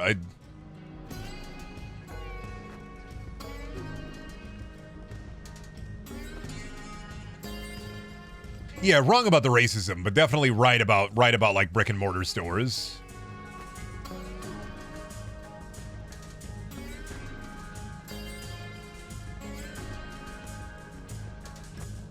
Every time I've ordered something off Amazon over the last year, I want to say year or two, every single time I bought something I need off of Amazon, like something simple, like an HDMI cable or like some pens. Every fucking time I've ordered, it's always like arriving 2 days, delayed. At that point, it's just like I could have just gone to the store at this point. And then I get it, and 9 times out of 10, it's like, oh, well, I looked at reviews and they all looked real. Did I get boomed? Oh, yeah, no, looking at it, I kind of got boomed. Oop. Boomed again.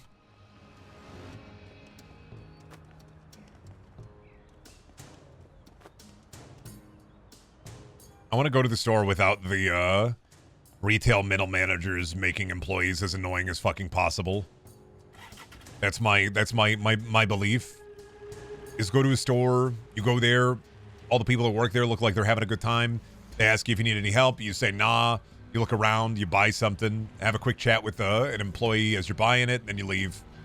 It's the perfect retail experience. The second somebody asks me, do you have a thing with us? And I say no. If they try to pressure me, I'm immediately like, I'm not interested. No, thank you. I do not want your slime. Brendan, don't you want another credit card? No. I want the store to lose money on my purchases. I don't fucking care.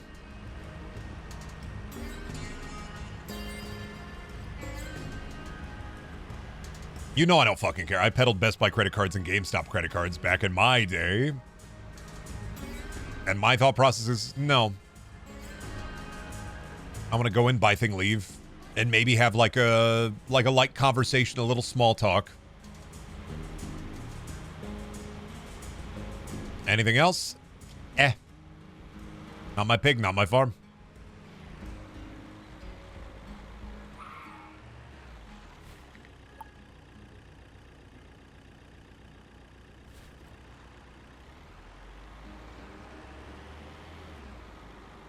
We really need a Monster Hunter Wilds expansion? Yeah. I mean, there will be one. I know they're talking about updating performance. But Wilds has kind of been a bit of a stinker. But like it is with Monster Hunter, if the main game is a stinker, the expansion will improve it by 20-fold.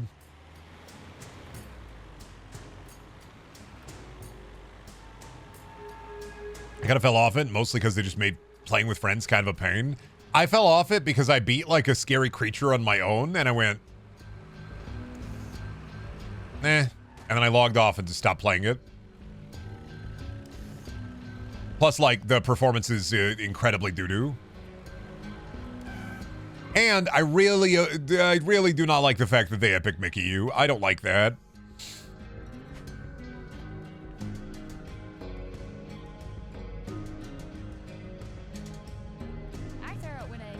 The fact that they epic Mickey you in the campaign and the game looks 1,000 times better when you get into high rank is just so silly. Yeah, it was desaturated. They epic Mickey'd you. You had to bring the color back to the world. That's stupid.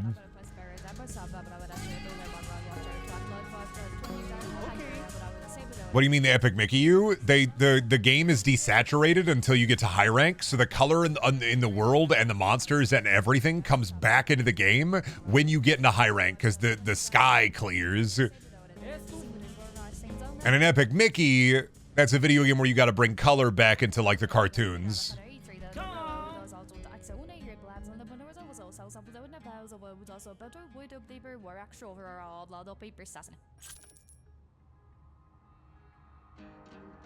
Because until you beat high rank in Monster Hunter Worlds, everything looks like a PS2, not PS2, it looks kind of like a 7th gen slop game.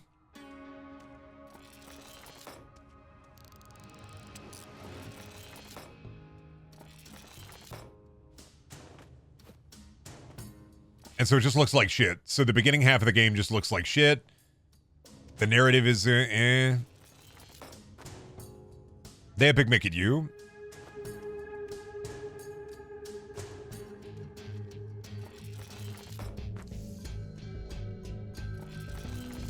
Enterprise. Seems to be we're in some kind of warehouse. Yes, it's a very large warehouse.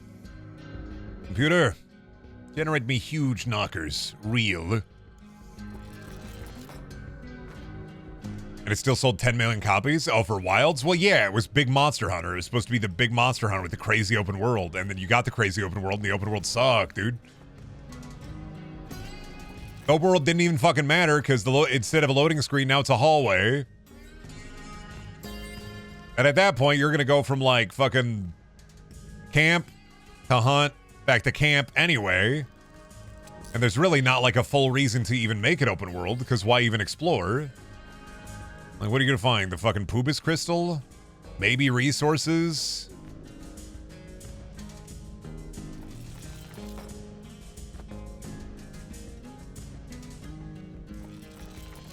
Ever gotten the Monster Hunter? Monster Hunter is a streamlined number go up game, which I appreciate.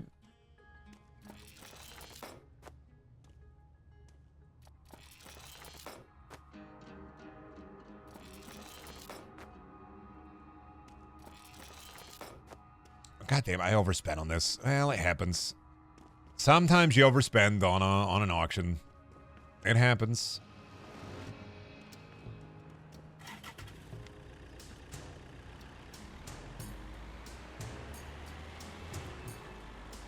Has there been an open world game where the open world isn't boring? Because I can't really recall any. So, for me, and this is, you can disagree. It's fine.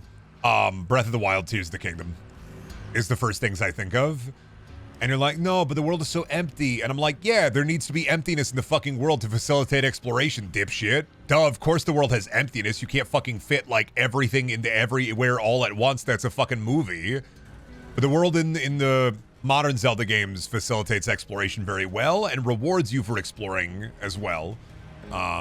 Either with little upgrades, armor, weapons. I really appreciate Breath of the Wild and Tears of the Kingdom are some of the only games I can think of where I had a lot of fun going around and exploring. And because it's an open world and a sandbox, you could just be fucking around while you're getting to where you need to go. Like, it's, if you don't like Breath of the Wild because the open world is open and a world, like, what is your idea of a good open world then? Like, Watch Dogs? Are you gonna bring up Watch Dogs? Like, what's your, like, fucking Skyrim? Or even Skyrim has big empty forests.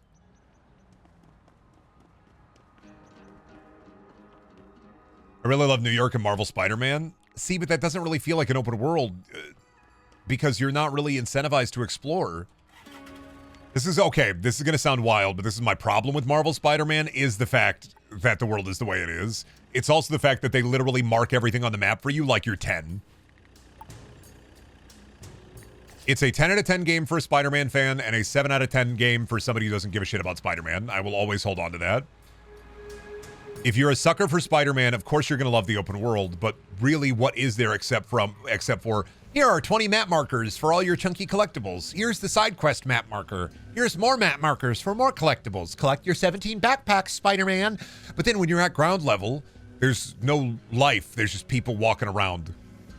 I'm like, yeah, that's not really the point of Spider-Man. The point of Spider-Man is to fly around the city, but web slinging good. Collectibles like every other slop open world game. Let me mark that on your map for you real quick. Well, you got to collect 15 of Peter Parker's vials of cum, and then you bring those back to MJ, and she drinks them all one by one. And it's like great, awesome. The Green Goblin steals them and drinks all the cum. You got to stop him. Like, it's...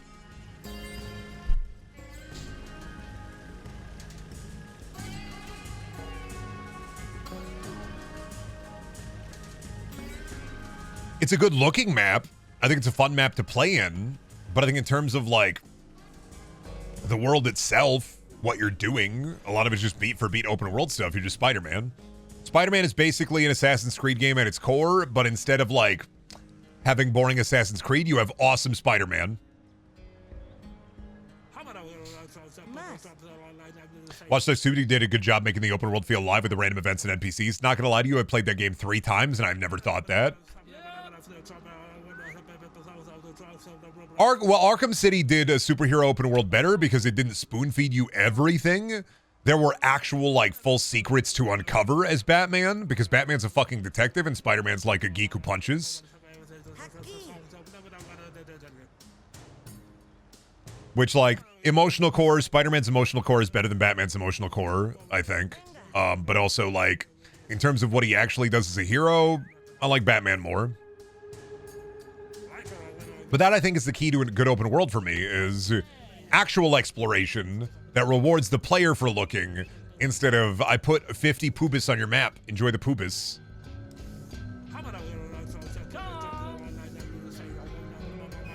Go and collect all 50 poobis, and then once you've got all the poobis, you've done it. You're the poobis master. That's why Spider-Man, Marvel Spider-Man on PS4 is one of the easiest games to trophy, because you just go and collect the map pickups. Like, whoa, I remember this. This was my old ham sandwich. Wow, I love having a backpack.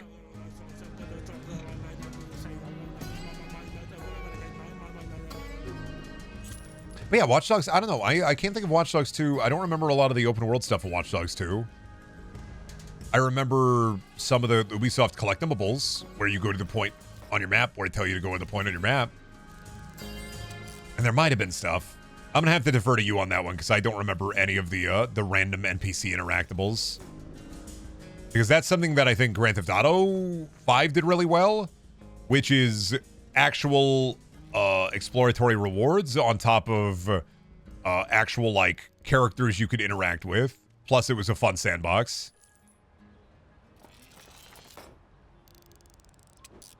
Because that's kind of like one of the best things about Grand Theft Auto is kind of interacting with the systems to see what you can do in the open world.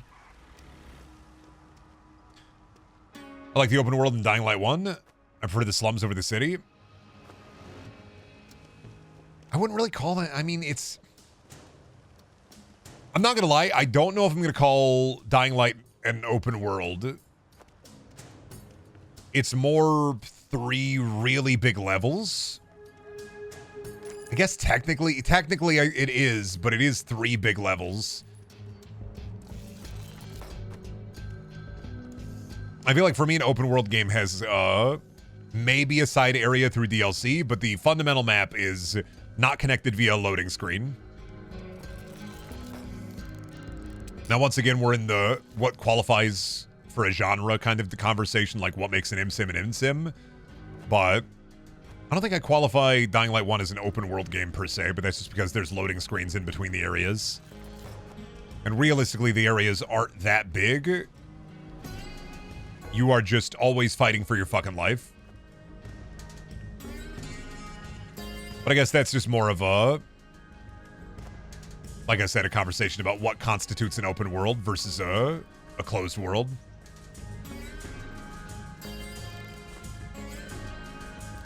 But also, like I said, I think my favorite part of an open world is incentivizing exploration. And when I say incentivizing exploration, I don't mean for just resources. But I guess Dying Light does have, there's the Mario secret, there's the sword secret. I have played that game a lot. I can understand how you would like that one. It's fine.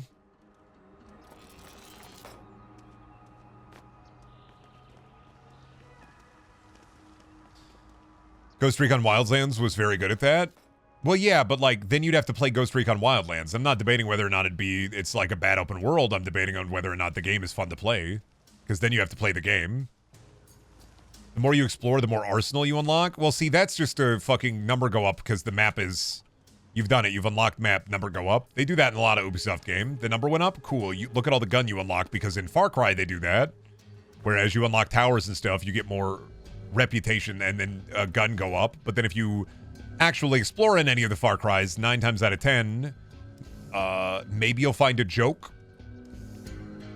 But realistically, everything that you need to find in the game is literally just, I've marked that on your map for you. You are a gamer. Well done, gamer. Aren't you a smart little gamer? Look at you. I've marked everything on your map for you, sweetie, so you can clear it out at your leisure. And that inherently is, it's kind of my problem with some modern open worlds, where it's like, you don't gotta put everything on the fucking map. I don't want to go and just file the checklist, man. Technically, everything is a checklist, but I don't want you to tell me it's a checklist. That's what immersion means to me. I know I'm playing game, and I know I'm filing off the fucking checklist, but I don't want them to tell me that it's a checklist.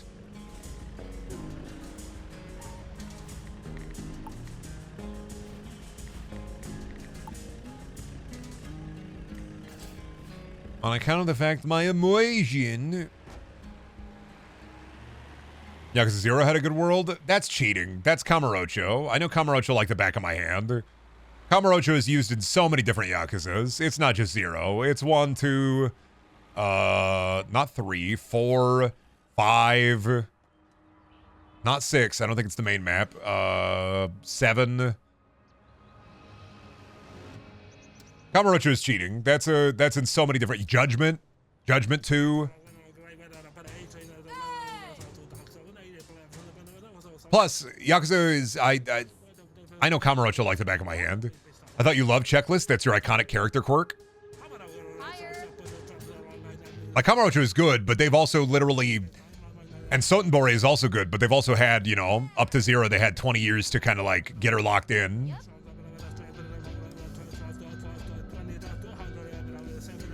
Not saying you're wrong, because I fucking love Kamurocho, but...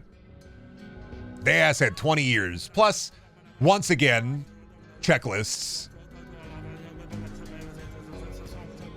Like, I love the Yakuza and Like a Dragon games, but exploration, you're not exploring because you want to explore Kamurocho. You're exploring because you gotta check out all the little mini-map games, gotta check out all the Sega Claw Machine games, gotta check out all the sub-stories.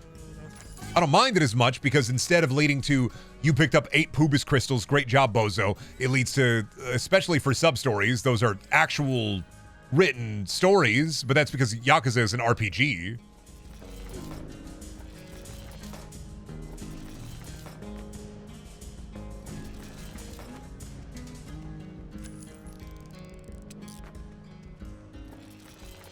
What about Pirates in Hawaii? It's the same thing. It's all the Like a Dragon games are like a dragon. All those games are the same. You just also get a boat in that one. The checklists are in the water sometimes. It's the same thing. Like I said, I don't think that checklists are bad. I just don't like to be told sometimes that there are checklists. And then on top of that, I really, when it comes to games, if I'm gonna do the checklist, I want like a narrative reward. I want a narrative reward. Like if I gotta do the checklist, it's like sub-stories offer a narrative reward. I want a narrative reward.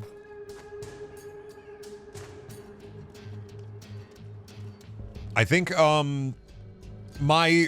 want to say the worst quality of an open world is I think back to Assassin's Creed Valhalla and Watch Dogs Legion, where playing Legion, there are a bunch of funny little things you can find, but you don't get a narrative nor a resource payoff for finding them. You get like a paragraph of text about like the British Empire, and you're like, thanks for the history lesson, bub. I thought maybe this was something, but it ain't nothing. All right. Not even really like an interesting resource gain, just to go and find these 400 random little bits. And then when you find all the little bits, you can, I don't know, put them in your mouth. Make them wet and warm.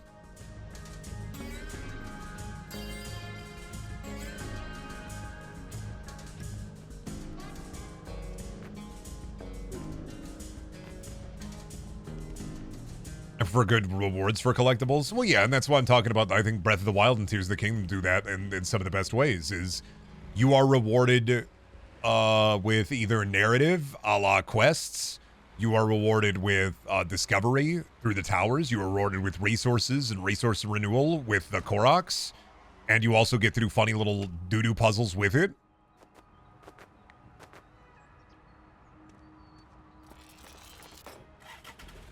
That's probably my favorite kind of open world, where it's just a big sandbox, you get to play in it. And then as you're playing in it, you're just finding shit. It's like when you're a kid and you're digging around in the dirt and you find a bunch of worms. It's like, I'm looking for the worms. Like, I don't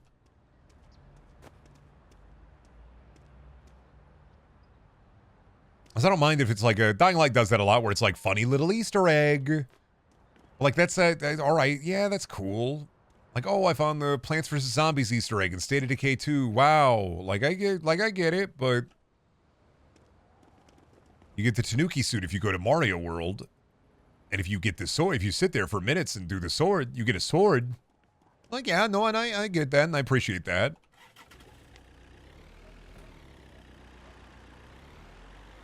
But regarding, like, narrative rewards, I don't really think, aside from maybe the mom quest in Dying Light, I can't remember a single side quest in Dying Light.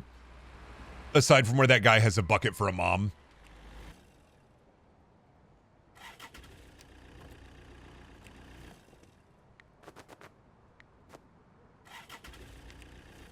I remember Mom Bucket. But I like, yeah, I mean, if you collect the fucking... It's like, what is it? Assassin's Creed is one of the worst when it comes to collectibles, because, like, it's yes, you get a narrative reward, but it's a narrative reward that you know will never pay off. So it's like, collect them all the feathers, collect them all the chunkies, and then you get all the chunkies, and you get fucking alien story, and then the alien story has never gone anywhere, and nor will ever really go anywhere. And look at you. You spent 30 hours getting all the chunky chewies on the gigantic fuck you map. And what did that do for you? Nothing.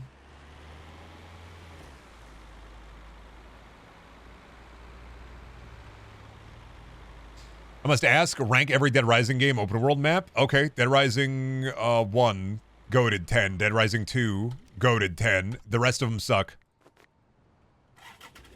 Done. Easy. It's literally that easy. There's Dead Rising 1 and Dead Rising 2, and Off the Record is pretty much the same map. There's your two games. 1 peak, 2 peak, 3, 4.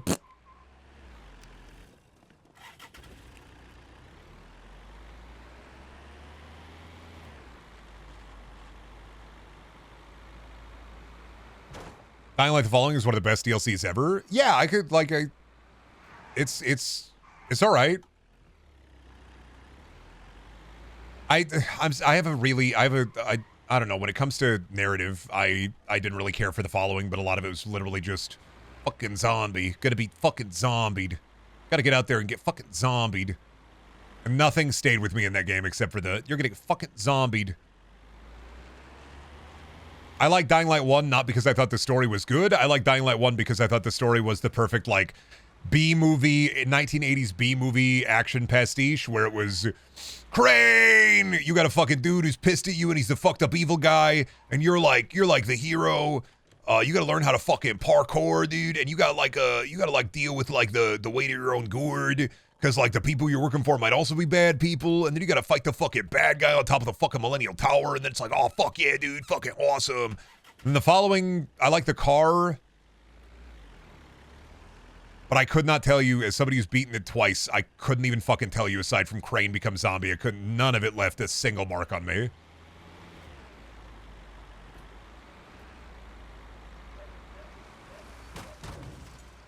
Now, I'm not saying that's a bad thing, because video game writing in general is...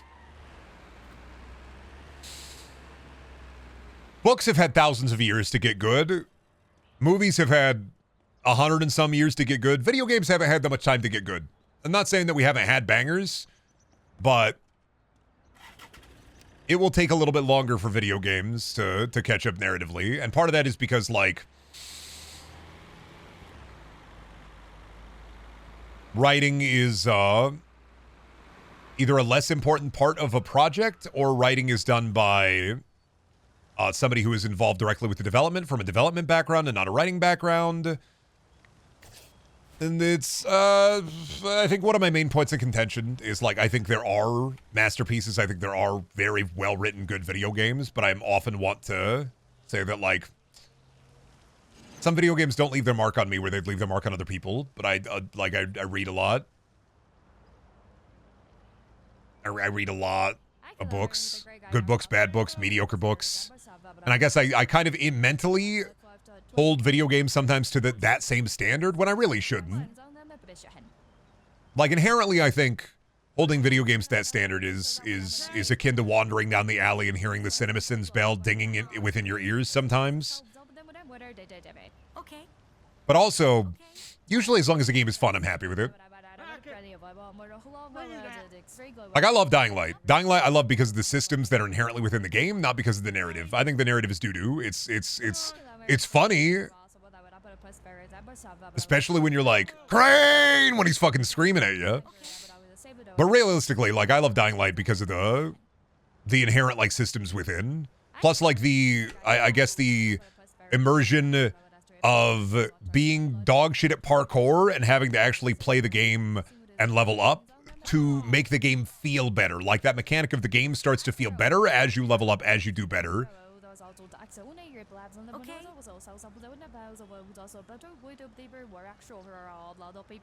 The interactivity in games is unique from the interactivity in books in ways where either format can uniquely present the same narrative differently. Yeah. That's why Disco Elysium is fucking sick, because if it was just a book, like, I don't think it would hit the same. Disco is great because of the choices that you make regarding that narrative. That's why I find choice in, like, actual choice in video games important, and that's why I hate BioShock Infinite. It's because I don't like the illusion of choice. Fuck off, buddy. I've read the book. I understand. You're giving me the illusion of choice. I get it. It's very smart. You take a fucking advanced lit class in high school? Like, awesome, man. When are you gonna read 1984, Ken Levine? But, like, can you fucking stop bumping up the price, Kate? Because I'm gonna win. I know you're just driving it up to fuck with me. I don't care. I want the coffin and the bones, so you can fuck off. No, I'm gonna keep bringing it up. If you want to beat me, you gotta outbid me. Yeah, okay. Call your rich dad, Kate. Call your rich dad now. That's what I fucking thought. Oh, yeah, call your rich dad. Call your, yep. Well, watch this. $400. Fuck you. Call your rich dad now. Cool. Are you actually gonna outbid me by 5,000? Are you fucking serious? Are you in a boot loop?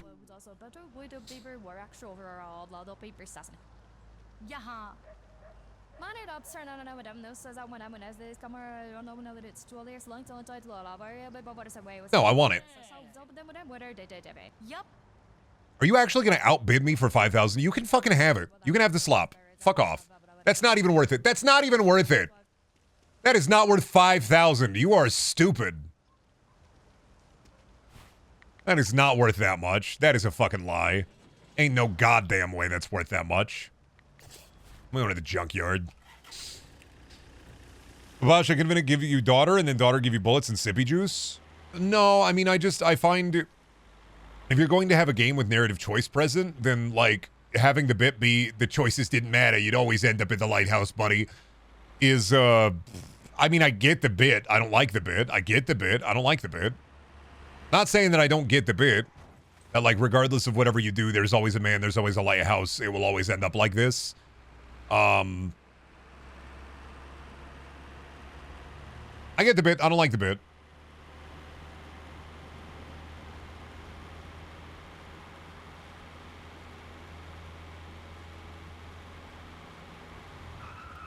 It's one of my biggest problems with the game, alongside Columbia feels more like a facade versus Rapture, which feels like an actual place.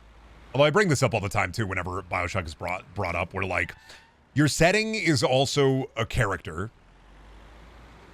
And depending on how your players interact in that setting,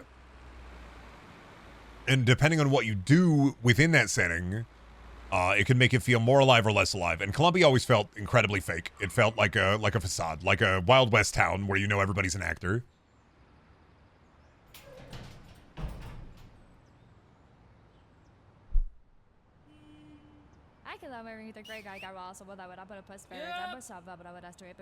My biggest problem is the centrism. Yeah, but like that's the easy road. I'm gonna take the hard road when it comes to Infinite. I'm not gonna criticize it. For everybody's, you could watch a million different videos talking about like the inherent like problem with the way that the story in Infinite is presented, and it's been talked to death. Like, yeah, it's a problem, but also like everybody always talks about that. The issue with Infinite is it's pretending to be fun. Skyhooks are still pretty neat. When you actually get to utilize the skyhooks, they're fun.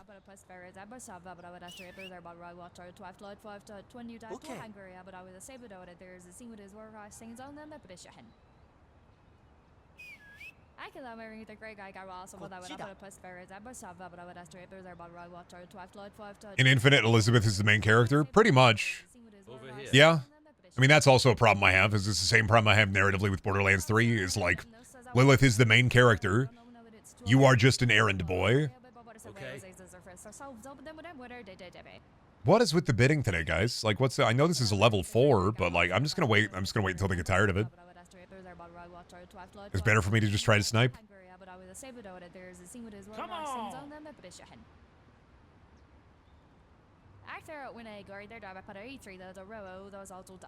Yeah, see?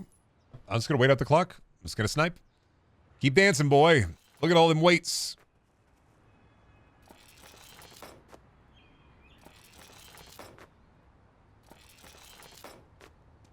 Got a big pool. Oh yeah, got a lot of crap in here. Oh shit. Is that a fish guitar? Oh, just a bass guitar. I thought it was a fish. I thought it was a bass guitar. Oh boy, a knick-knack. Now where's the patty whack? Where's the patty whack? Where's the give the dog the bone? How many jokers do you think you've made in video games by this point in your life? I don't know, man. I just kind of like go for the simple. Probably like around 20, I bet. It's easy, and in my head, it just always works. It's something to rely. I can always, it's the fallback joker plan. I think like 20. I'd probably say 20. In my streaming career especially, probably 20. Usually when I play video games on my own, if I create a character, I just make a lady.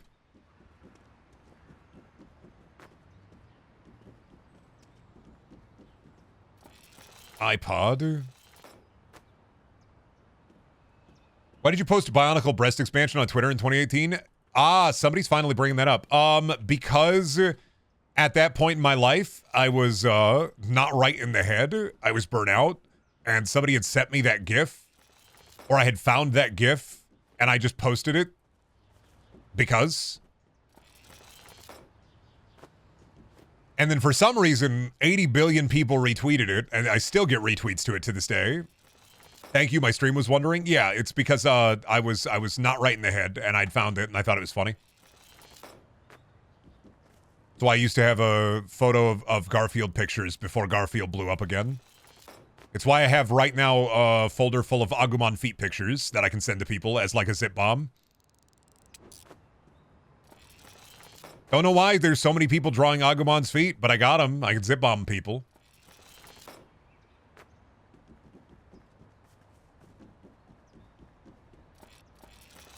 What? It's like a power move thing. If somebody's DMing me and like I ain't got nothing to say, I can just post Agumon feet.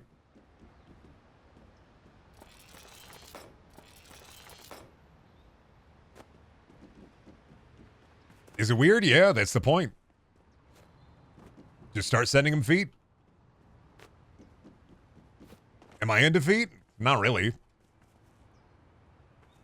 But like, sometimes my curiosity, sometimes once again, I sow the seeds that I dread to reap, which is every once in a while I find a weird subculture and I dive fully into it, not as a part of the culture, but as an outside observer. And then I take like a little nugget of information and use that as a weapon, which is the Agumon feet thing, was seeing like an Agumon foot post somewhere and then just going, oh fuck, this is how many commissioned pictures are there of Agumon's feet? Like 40. Wild. Enough to archive, enough to make it weird, but not like an entire like subculture in and of itself.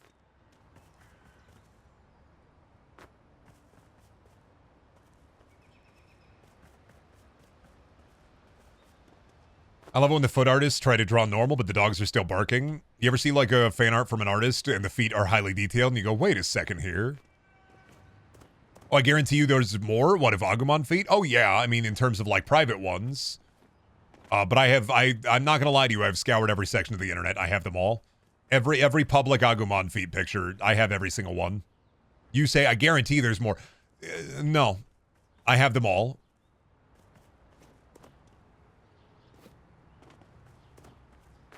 I have the whole collection. Unless more gets made, I have the whole collection. You don't have mine. Well, yeah, if you got some, like, you keep that to yourself. Not everybody shares the art they get made. Somebody will con one for themselves only and they'll never have it. I don't count those ones. Do you, if you have a collection of soda pop bottles and you've collected these naturally over time, and somebody 3D prints a soda pop bottle and says, neener, neener, neener, I have one that you can't have. Do you count that? No. If you have a Funko Pop, if you're a Funko Chunko collector, and somebody 3D prints their own custom Funko, does that count as part of your collection? No, because it's not official. And I think that if it's not within the public, like, forum, if it's kept to yourself, it's not official. I don't count it.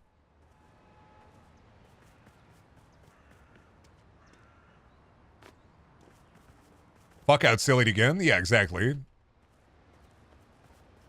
You're doing good, though, Zaffy. You're trying your best. You have to kill them to add it to the collection? What am I, the Highlander for Agumon feet pictures? There can be only one. Hit him with the pepper breath.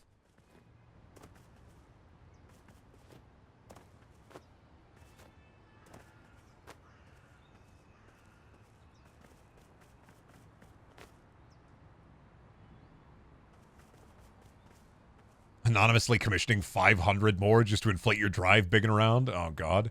Why does my music keep stopping, man? I was like, where's my twang? I gotta have my boing, dude. Turn on my boing. Where's my twang? Where's my boing? Oh, God damn it. Fucking box fall. Where do I put you, fella?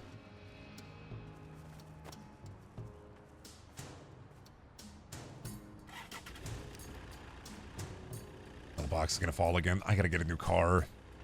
I'm just gonna try to hold on to that. I'm just gonna try to... Oh, yep, there it goes. Well, that's fine. That happens. Honestly, I collected makeshift plushies as my main collection. Yeah, everybody got something. My thing really is just kind of 7th gen slop. And, well, haze. Merchandise.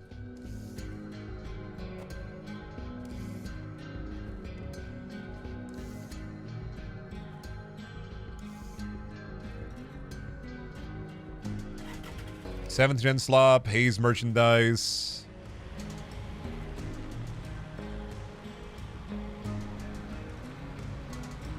I think that's about it. I have my amiibo collection, but I don't care about them. They're just there. I used to care about them. Now they just sit on the shelf for my cats to bite at. I collect abandoned projects. Oh, buddy, have I got a folder for you? Have I got like 500 Google Drive documents for you?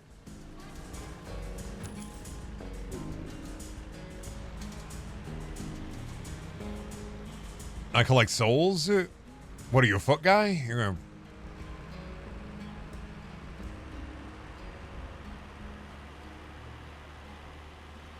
I collect pages. Well, yeah, I mean, if you go into the forest and Slenderman requires you to collect his 8 pages, what else are you going to do? You going to tell him no? Oh. Like, realistically, if you were wandering in the forest with the creepy brick wall and the big chain link fence, and you got to collect the fucking pages, I mean, at that point, I think the best thing to do is probably collect the pages. Slenderman, but you collect Agumon feed pics. I'm gonna say one better. Slenderman, but he has you collect 8 pages of Toxic Yaoi. He's really embarrassed. He doesn't want anybody to see his art.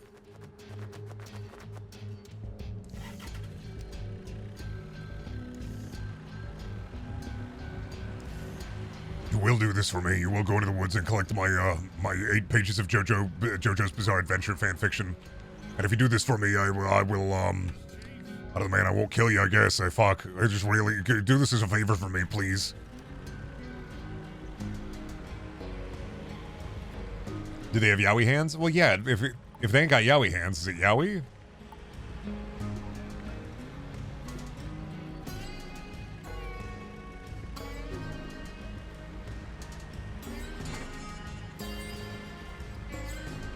Without the Yaoi hands, is it still Yaoi? This is the question. It's Yaoi of himself. It's Yaoi of Slenderman and Jigsaw, or Billy the Puppet.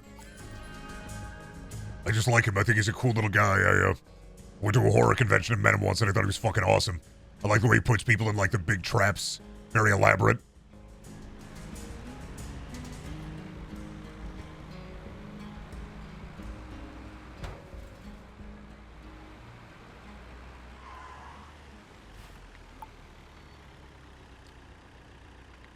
Yeah, let's do this one. That's a level 5 auction, buddy. There may be some good stuff inbound.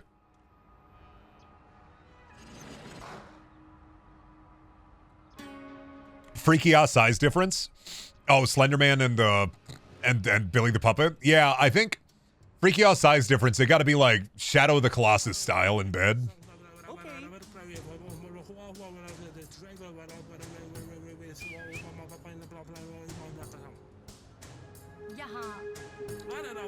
I'm gonna just wait. I'm gonna snipe.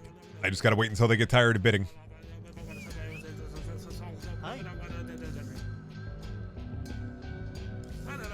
I just gotta wait until you're tired of bidding.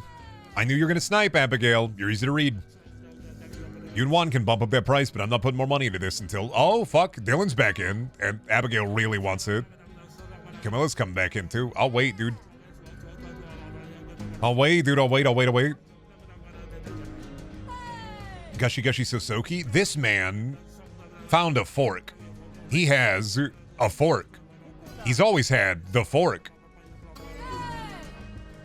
They don't have to do anything. They're just driving the price up. They're kneecapping themselves. You guys don't have the funds I have. I'm sorry.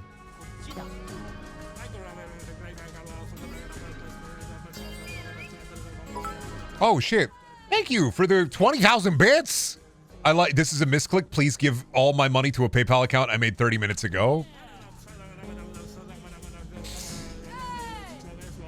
You're gonna have to talk to Twitch support about that. I don't control the ebb and flow of that, but thank you. Or not thank you. I'm sorry.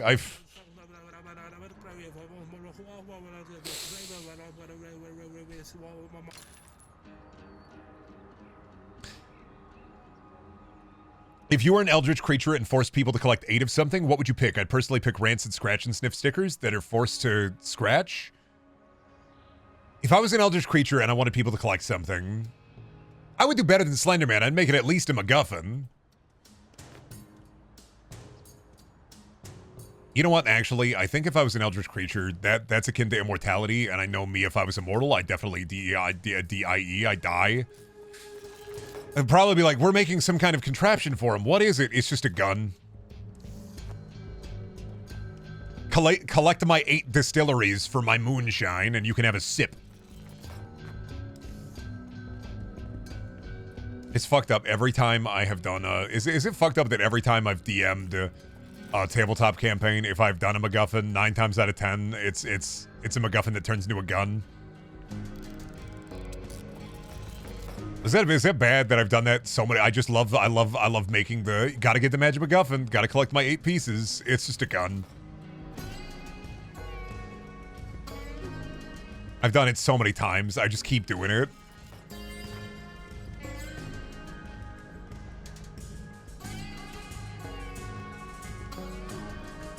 You inspired me to be a yapper. Thank you for the wonderful fun you've been showing in all these streams. Also, you can buy the scary movie Longwire that you missed out on. Oh, wait, you were saying that I could maybe buy it? 1 second. There's no way. There's no way. Is there an auction? You reminded me to check iCollector, actually. Not sold $3. 2018.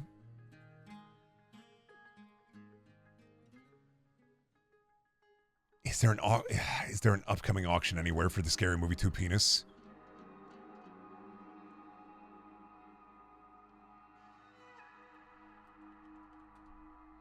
There isn't? Shit. No, I found the...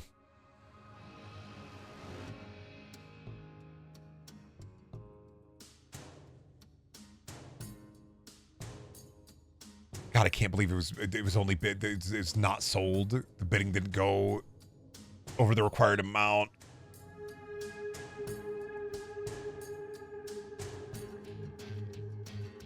Wait a minute.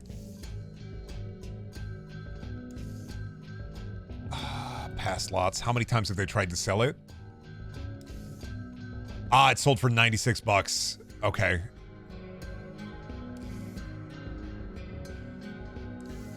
In 2019, yeah. I did finally find the actual sell auction for it. Sold for $96. Damn it, son of a bitch. I'm never gonna have it. There goes the storage unit hunting, Brendan. I don't know. There's not a single Scary Movie 2 penis in any of these storage units. I don't get it.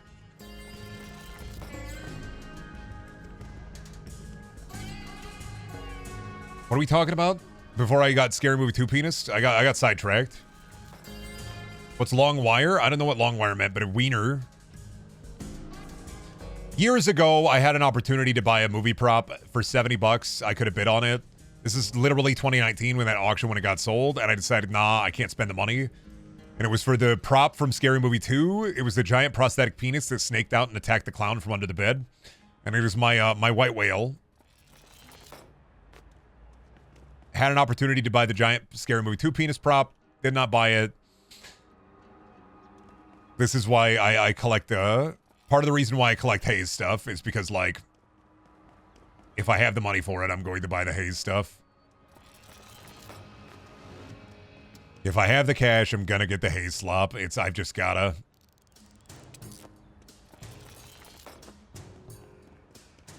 I don't think anybody else has as much Hayes merchandise as me, and they never will. And also, like I said, yeah, there's the guy who collects all those copies of Sneak King, but that's like one object, like 1 billion times over. I have every piece of Hayes merchandise, conceivably, that you can get. Except for, there's like 2 things that I'm missing. Maybe 3 if I can find a shirt. Why specifically Hayes, though? Because it's funny.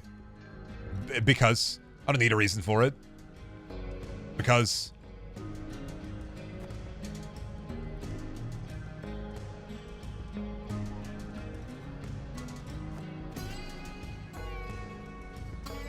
Because it's the Halo killer. Well, that and, like, here's another reason too, is if you look up other slop games, it's hard to find a slop game that had as much, like, weird merchandise and memorabilia and marketing material as, like, Hayes did.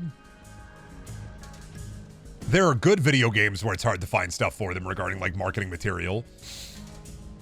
Right? And it's weird that Hayes has a strategy guide, an energy drink, a calendar, mints. Like, Hayes is, I mean, inherently interesting to me because of the failure of Hayes, but also because, like, it's just funny. I don't know. Though Killzone and Resistance, well, Killzone and Resistance are a little bit different. They have, like, actual action figures and sets for those. There's a whole line of Resistance and Killzone action figures. There's a lot more merch for those. Haze is in that weird area where, like, there's not a lot of merch for it, but there is some stuff for it. And it's kind of weird in the first place that there was any kind of marketing material for it. They were really betting on Haze for some reason. They had a whole marketing pitch for Haze 2, like, prepped and ready. Like, fuck, Haze 2 had an entire marketing pitch and an idea. They were going to bring back even classic Haze maps.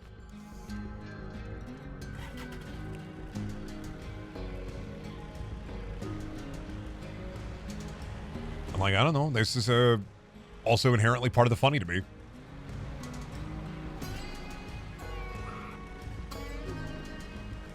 Is having, like, I guess a video game that they put so much into. I think if I was going to collect any other video game memorabilia, it'd probably be Battleborn. Battleborn's got a lot of stuff floating around.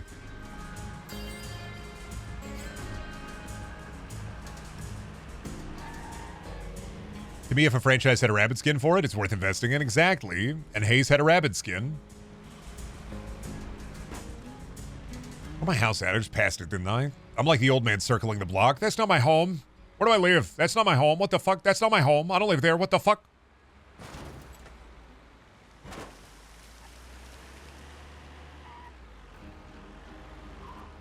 No, I live here. Is that a fungus? Oh, this garbage. Open an door.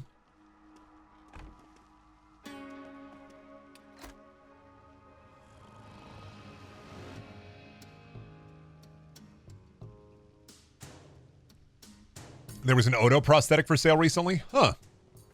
Wild. Star Trek stuff is impossible to get, though, regarding, like prop auctions. Star Trek stuff is fucking insane. Like, that shit goes immediately. There's some stuff where, like, you gotta imagine, like, the sets for Alien Earth, once the show is over, it's gonna get ripped apart. Alien is one of those ones where a lot of the props go for gigantic amounts of money. And whenever there's a new Alien movie for the last, like, 20, 30 years, the sets get literally ripped apart down to the copper wire. Because everybody wants a piece of Alien and Aliens. It was good for, like, 4K pounds on a UK auction for the Odo mask. Star Trek will always go way more expensive than it is. Movie props are, and TV show props are my favorite whenever I'm looking at something that was, like, inherently, like, a bad show. Like, you can find whenever you're looking, like, at prop auctions, you can sometimes just find a bunch of stuff from shows like Defiant or Eureka. Although if I found, like, one of the Farnsworths from Warehouse 13, I'd probably pick that up, but that would probably go expensive too. Stargate stuff gotta be expensive.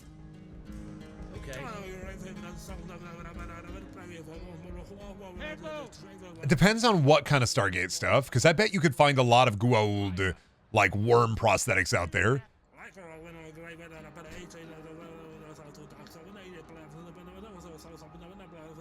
Okay. Big giant Jaffa suit. Jaffa, Kree. You can find a lot of worms. I bet you can find a lot of worms for Stargate. Oh. The hardest shit is, like, Star Trek, Star Wars, your big stuff. Like, obviously, everything Star Wars goes for incredible fucking amounts of money. Everything Marvel goes for incredible, insane amounts of money. Horror movie props also are just incredibly expensive. Even if the horror movie is a little bit doo-doo, there are a lot of horror movie props that go crazy expensive. It's funny, I think this is like the third time we're talking about movie props on a Storage Hunter Simulator.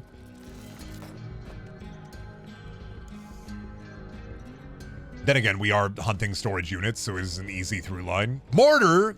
Now where's Rick? Where's the pestle? Don't mind me putting this in the back of my truck. I hope that's all right. And nothing bad'll happen, right?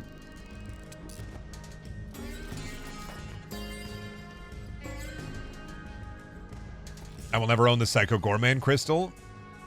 Yeah, I mean, like I said, horror movie stuff is insane. Phantasm Ball never on my shelf. Well, maybe the merch one, but I bet it's not great quality. There was the collector's edition Phantasm like orb collection, and I remember seeing that at Best Buy. The orb wasn't too bad, but it was just plastic.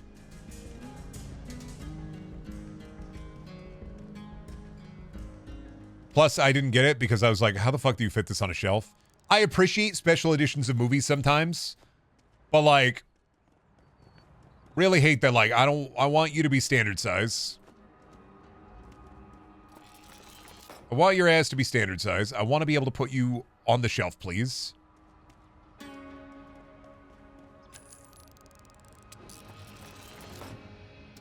It's like, they kind of don't want you to be like a big fuck off thing, because you're not going to fit on the shelf.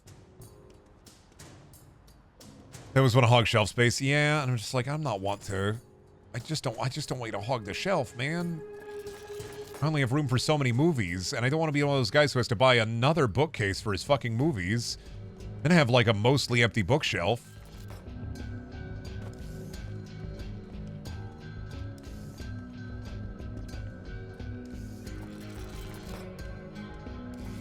Ah, soup. Ah, classroom gel dispenser and soup. Damn it, don't. God damn it. Don't bust out.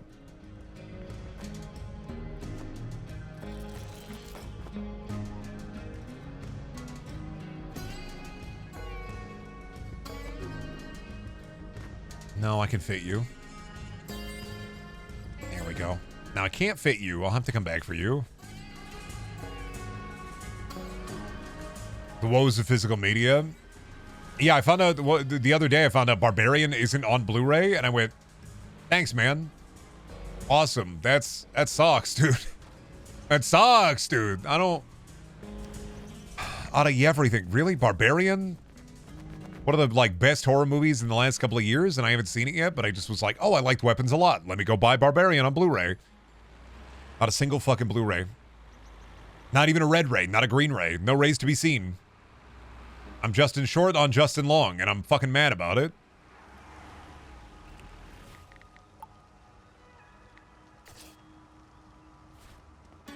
Barbarian was kind of shit.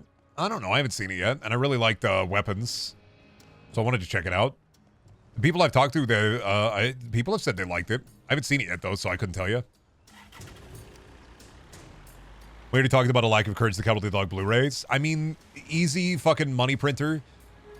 Release a bunch of the old Adult Swim shows and Cartoon Network shows. Release some Blu-ray sets. Love to own Joe Perret Talks With You. Love to own Courage. Love to own Solid the Mole Man. Fat Guy Stuck in Internet. Xavier Renegade Angel. Like, there's a lot of stuff I'd like to have on Blu-ray. Because 1080p is, like, sometimes the most I need. What about normal DVD? I just don't want normal DVDs. They're too long. They're longer. They don't fit on the shelf. It's about fitting on the shelf. I don't like normal DVDs. They don't fit on the shelf. It's a stupid reason, but it's my reason. It's not even about, like, the quality of the DVDs. It's they don't fit on the fucking shelf. And I'm peeved about it. They should fit on the fucking... They're too tall.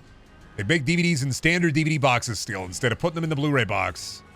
And I like the Blu-ray box because it's shorter and you can put more on a shelf. Plus, like, I don't know, what is DVD's maximum output? Is it 720 or is it 480? It's 720, right? DVDs go up to 720.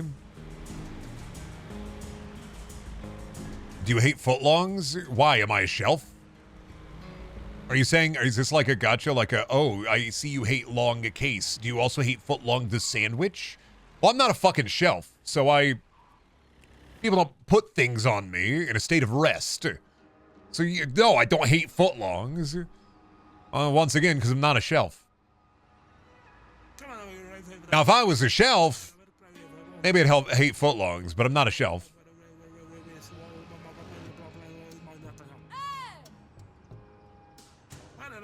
You are a shelf. What are you, is it TF2 soldier?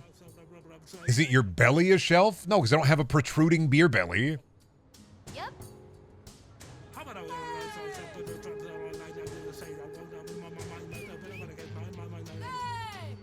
I'm not like a dad taking his shirt off at the family dinner, like, or at the family grill, at the family barbecue. That's the word I was looking for.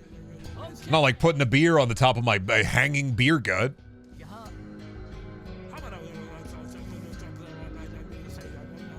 Walking around, look at it. I can stick a beer in my belly. Look at this. Everybody check it out. I can fucking, it's stuck on that son of a bitch. Are you an elf? Never say that again. 1, never. 2.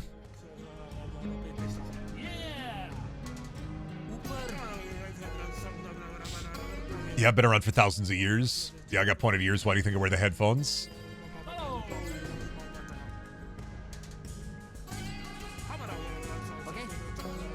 Too many dwarf lovers, not enough elf guys. What do you have against elves? I think they suck, man. And what if you were immortal, and instead of doing cool things with all that time, you just, like, sat around in the fucking tree?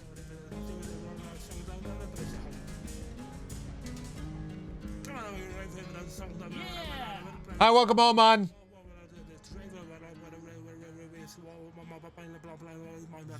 You motherfucker. Hans, you gotta stop, man. You're going too far, Hans. You're going too far. You gotta stop, buddy. You're gonna be in the shitter with the wife, Hans. I'm telling you. You're gonna be in the shitter with the wife.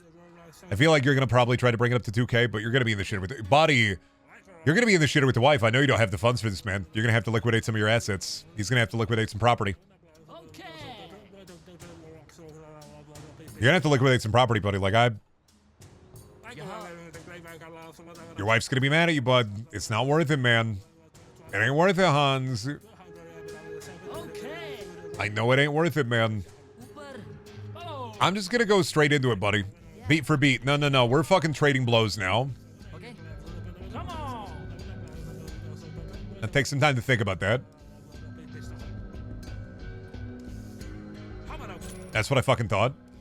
I'll go beef for beef with you, bud. I saw what you saw. Bomb. He saw the bomb.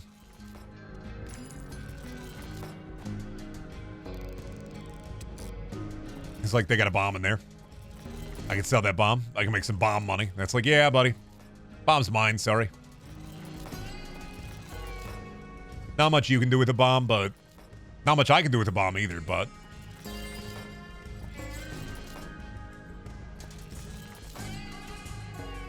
You could make toys for Santa. If I was an elf? Nah, knowing my luck, I'd be born into this world as the elf who wants to be a dentist.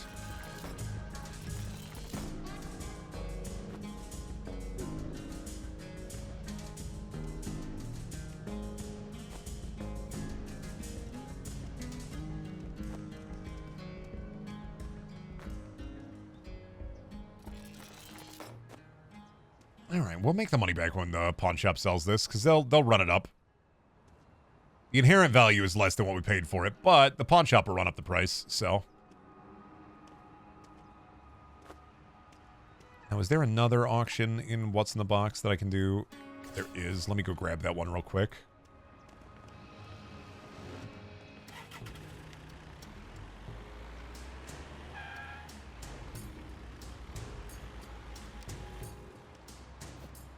All right, I'm here to buy you out. Is Hans here? No Hans. All right. I see the arcade machine. Is that Polybius? Sorry. Yeah, sorry. I gotta go all in. I'm just gonna go hard into it. Gonna need Polybius there. If I was immortal, I'd sit on a rock in the middle of the ocean and live with the sea colonies. Yeah, for a bit. Then you get bored. What are you gonna do after that, though? After that, yeah. What are you gonna do after that? What happens when the seals die? What are you gonna do? Eat them? Then what? The problem with immortality is that it's yes and forever. Immortality is like the idea of or concept of immortality is I've come up with a with how I feel about immortality. Immortality is being stuck in an improv bit, but they won't stop saying yes and you have to keep committing.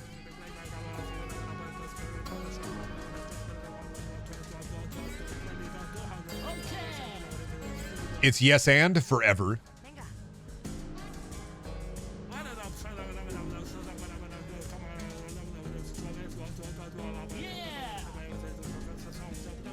Can you still get killed? I don't know, man. I'm not world building right now. Not my pig, not my farm.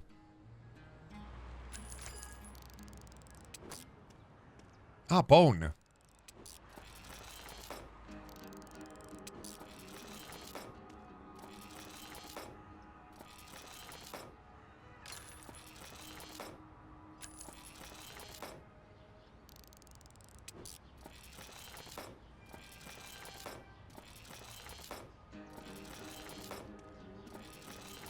We're gonna grab the little stuff and then run the little stuff.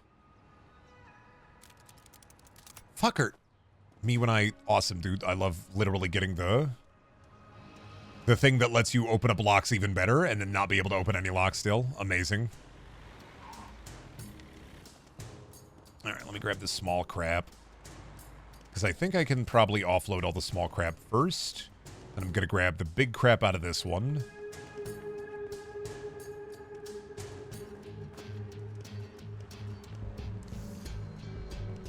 Yeah, small and medium-sized crap. Oh, I never even... Robbery mask. It's the Payday Gang! Brendan, have you ever thought about running a World of Darkness campaign? Nope. I play in one with 10, but never thought of running one. I really don't want to. I like playing in that setting.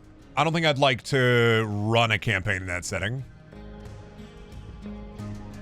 It's like Shadowrun, where it's like, I wouldn't mind playing it. I played Shadowrun before, but I don't want to run it.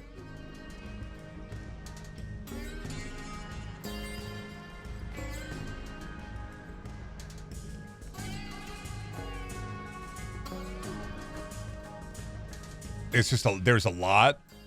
And it's one of those, like, in-depth systems where you're going to have to learn a lot. You got to learn a lot on the back end. And then you got to be, like, you got to be aware of, like, the inherent politics there without, there through in. And there's a lot of resources to help, but I do not mind playing in the world. I just don't want to live in the world.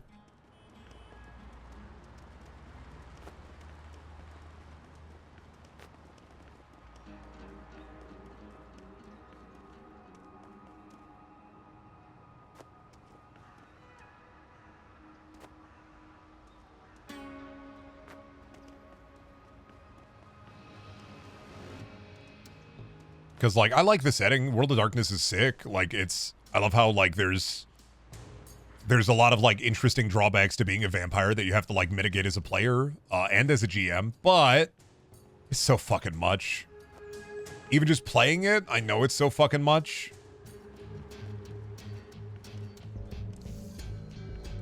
Is the Minecraft stream directly after this? Yeah, I'm basically going to hop off 10 minutes before here.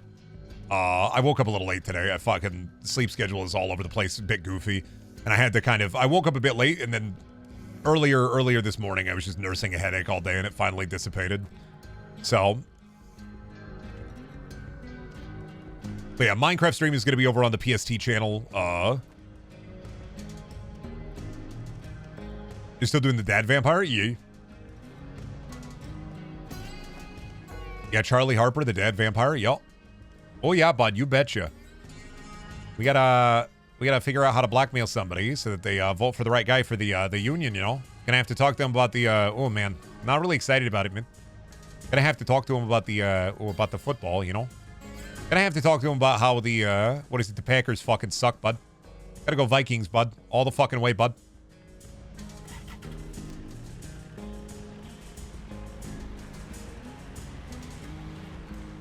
Vikings blow them out of the water, bud. Ain't no fucking question about it.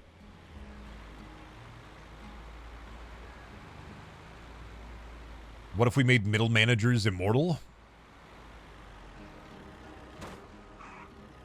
I mean, I'm not gonna lie to you. The concept of a middle manager itself is about as... The concept of a middle manager in and of itself is about as, like, in-depth as middle managers are as people. So, realistically, every middle manager is kind of the... immortal middle manager because the concept or the ideal of it will never die.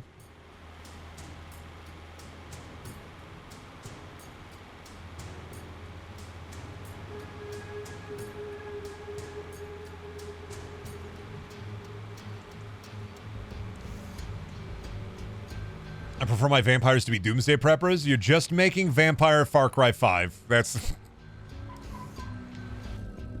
Really good idea. What if the vampires were doomsday preppers? And then you look at your hands and you're like, damn it, I just made Vampire Far Cry 5.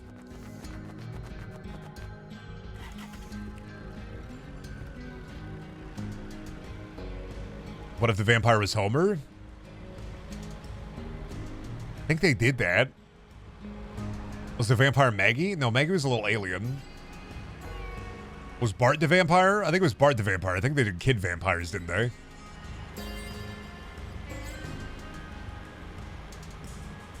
think it was Vampire Bart. Yeah. You say Homer Vampire, and I'm like, there's a Simpsons vampire episode.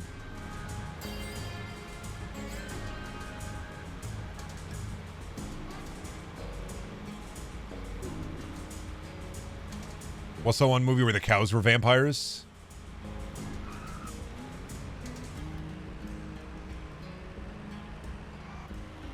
I want to say Bunnicula, but I know that's not right, and I know what movie you're talking about. Was that a remake of like an 80s vampire movie? Or is that Salem's Lot?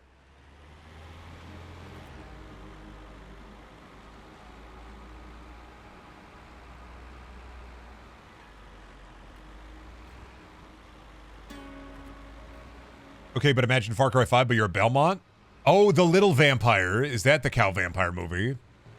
With the kid from Stuart Little.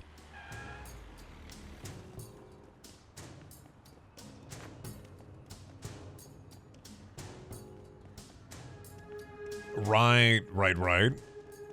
The cows poop on a car. Yeah, that's the Stuart Little kid movie where he's a little vampire, right? Not Locked into the Mind. That one. I've never seen it. I'm pretty sure I've seen a cow clip, though. Son of a big boy bench. Big boy bench.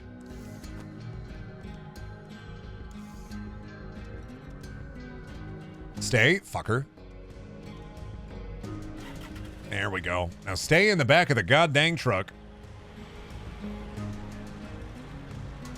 If the world ended this year, what would you do in the wasteland? You know, people have asked me this question, and I gotta be honest with you. I'd die. Either Jester to the king, or I'd die. Don't really worry about it. If it happens, hand over the burn barrel, and then I die.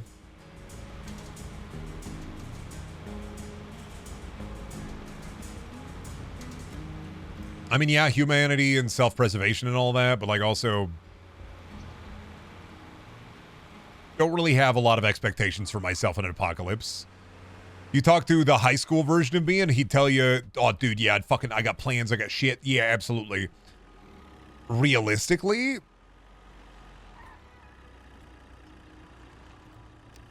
yeah, I'm dead. I don't really think I'm living through that one. Stuart Big is a 7-foot mouse man now. I know you make that as a joke, but in BFW, we did have Stuart Big and Stuart Little for a while. They were tag team. They were tag team wrestlers. Did Stuart Big 3 years ago. And it was Stuart Big and Stuart Little. I don't know if they ever got the tag belts. But by God darn it, they did wrestle.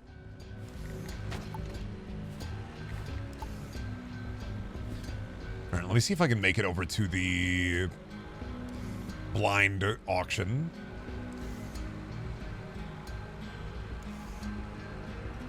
Yeah, I don't know. I've thought about it. I just don't think that, like, I already have trouble surviving in a non-apocalyptic world. Like, add apocalypse to it.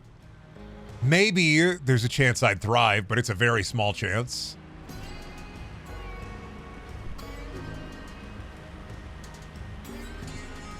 And I mean, like, realistically, like, you know, it's like a fun question, you know? What would you do in a zombie apocalypse? What would you do to survive in an apocalypse? And I'm like, I'm dead, man. They're making burgers out of me. Like, I am literally, the bombs drop, and I am, yeah, I'm fucking in the pit. I'd probably eat one little rat, and then I'm dead.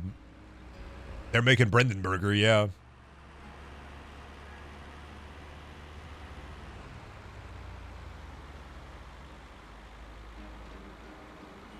The bombs turn you into a ghoul. Life ain't like a video. Life ain't be like a video game. The bombs just turn me into a dead guy.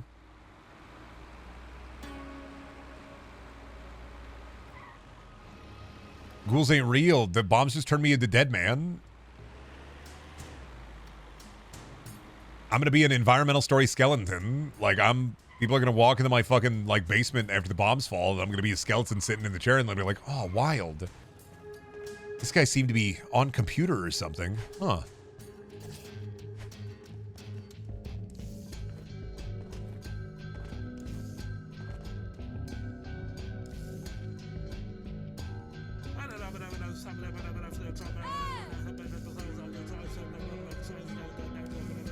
Brendan Burger, extra pickles. Oh, gonna turn me into the McPickle fucking pounder, huh?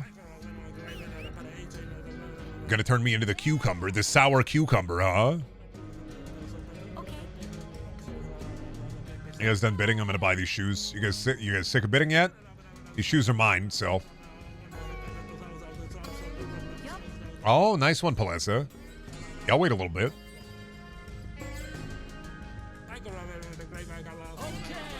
Going up by 80. I'll go up by 160 once too if you want to keep sniping. You done? Yeah, that's what I thought. 1, 2, 3, 4. I'm out of money.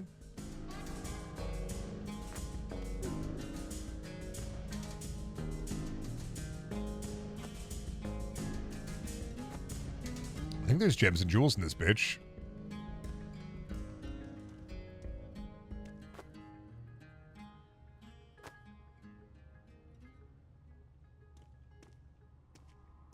All right, should be able to fit it into this box. What do we got? Oh, and it's already worth the... It's already worth it. Funny clown mask.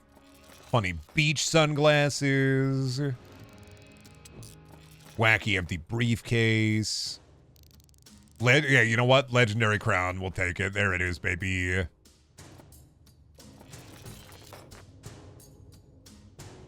Make that shit good quality. Put it in the pawn shop.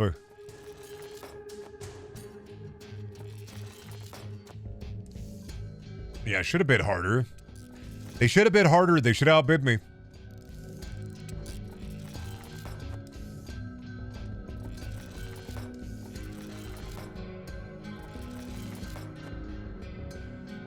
I continue to use my funny device to upgrade the slime. Like, they should outbid me. I don't know why they continue to lose. That L, hold it for a while.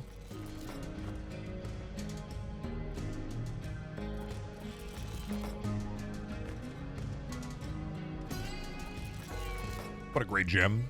Tight.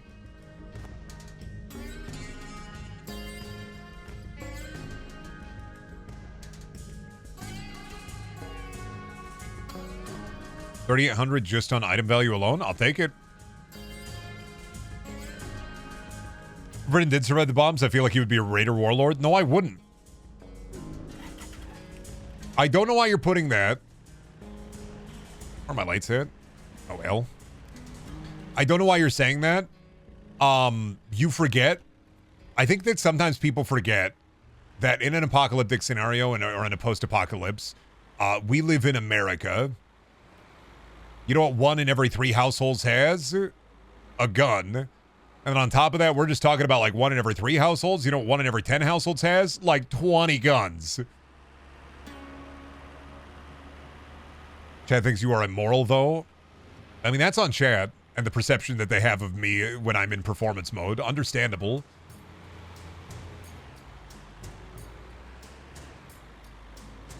But, like, a lot of people have gun. Like, and just there's going to be yip yip yahoo cowboy everywhere. In a post-apocalypse, that first month is going to be, like, a lot of just hiding and trying to survive and running away from people who have a lot of gun.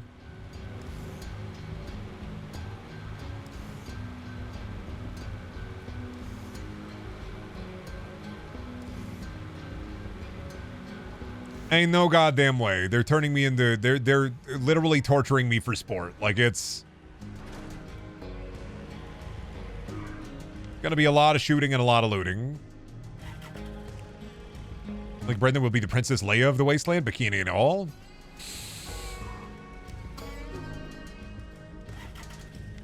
I just think I'm dead, man. I'm just... They got me. I'm just sitting I'm the skeleton sitting in the chair being like, I'm dead, man. Only they got me. I'm dead, man. I'm wish I wasn't dead, man, but I'm dead, man. I'm environmental storytelling. Like, that's the best I can hope for in an apocalyptic scenario, is I am environmental storytelling.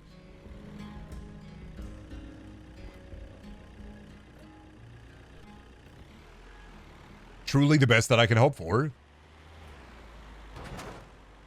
Skeleton with its dick stuck in a fan.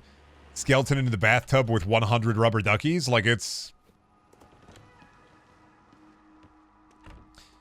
I mean, if you live around a lot of weirdos with guns, probably. It depends on who your neighbors are. I live in Iowa.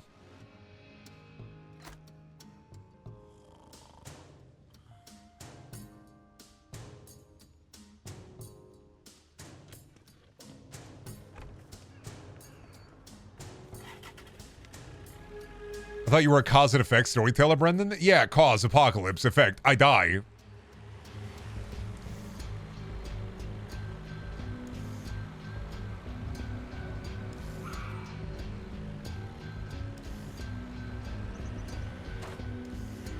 I'm not gonna pretend. I'm not. See, my thing is I'm just not gonna pretend like anything else would happen.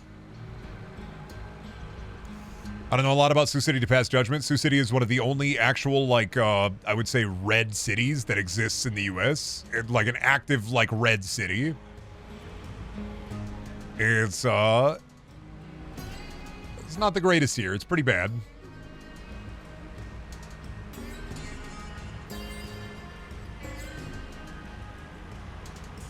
A lot of problems. A lot of people with guns. Sioux City, the kind of place where, like, you will get 5 to 10 people a day who will open carry assault rifles walking into the Best Buy. Just, like, right, slung around their back. Just, like, hunting rifles, AR-15s, shotguns, pistols on their hip. Like, you get a lot of people who will come in with guns.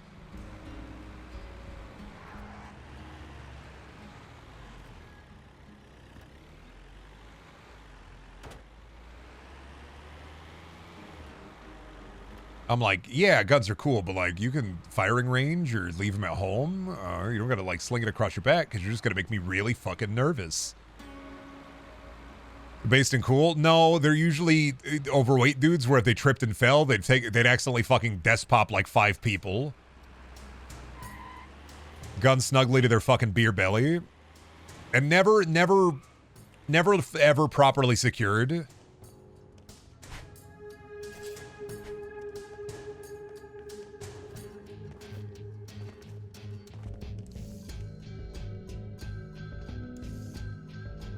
Yeah, if they fall, the Geek Squad's gone. Like, that's...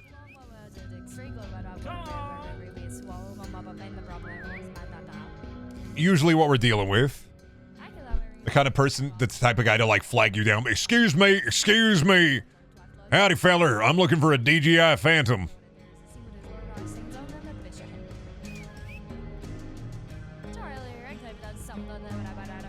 Excuse me, excuse me. Y'all got a DJI Phantom, mate.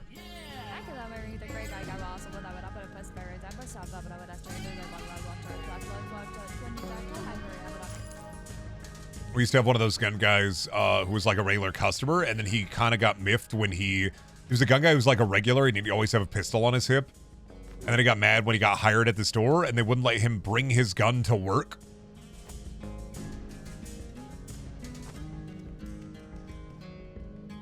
To be fair, that same guy ended up getting fired because he was selling weed at the store to people.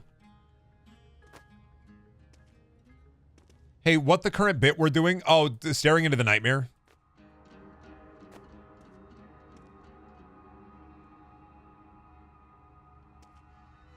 Fallout roleplay? Oh, I thought we were just staring into the nightmare. I was just staring at it. I don't know if ever anybody else was like doing like a bit. I was just looking at the nightmare. Did he seriously think they'd let him keep his gun? Yes. You know what he got hired on as? A salesperson. He wasn't even like security. He wasn't LP. He wasn't loss prevention. He was literally no yellow shirt, blue shirt only. He was a salesperson. Which nightmare? Just the nightmare. Peep the torture nexus.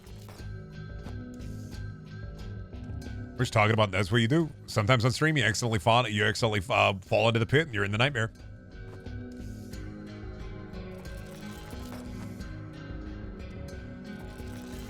Oops, sorry, all nightmare.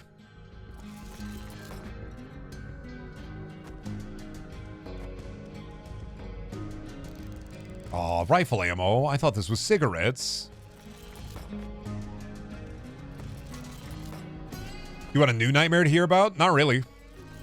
Kind of full on nightmare. You know what? I had full nightmare dinner today. I think I'm good. I think you know, Shelby was cooking some nightmares up in the cauldron, and I'm belly full of nightmare. I'm good. I'm full. Had enough nightmare today. Thank you.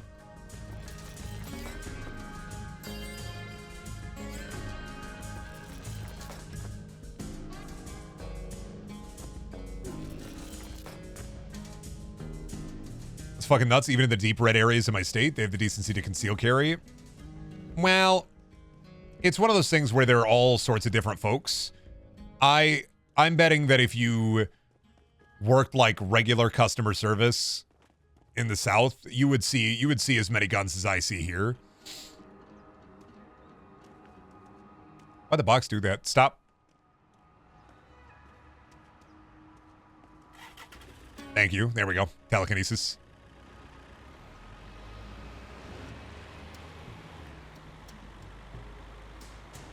To be fair, I'm a West Coaster. Yeah.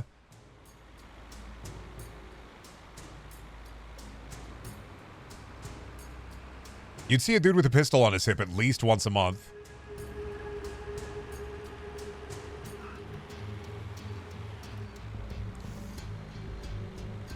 Every once in a while, you'd see somebody with a rifle, and usually it's like a hunting rifle or an AR just strapped up to them. Looks like they just came from like the firing range and they didn't want to leave it in their car.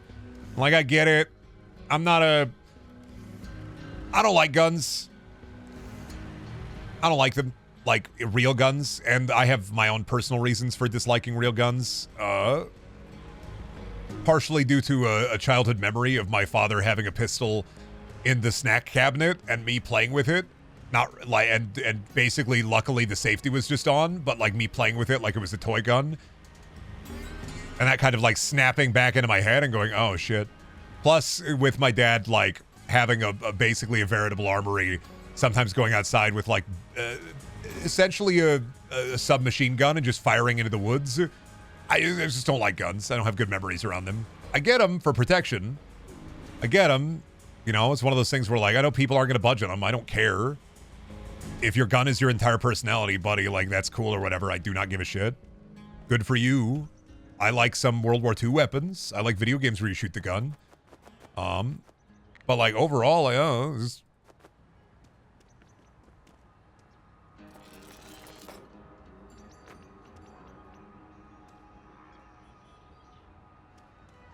I don't like guns. I also do not think that I could trust myself to own a firearm. I don't want to. I have a big baseball bat that I use for baseball.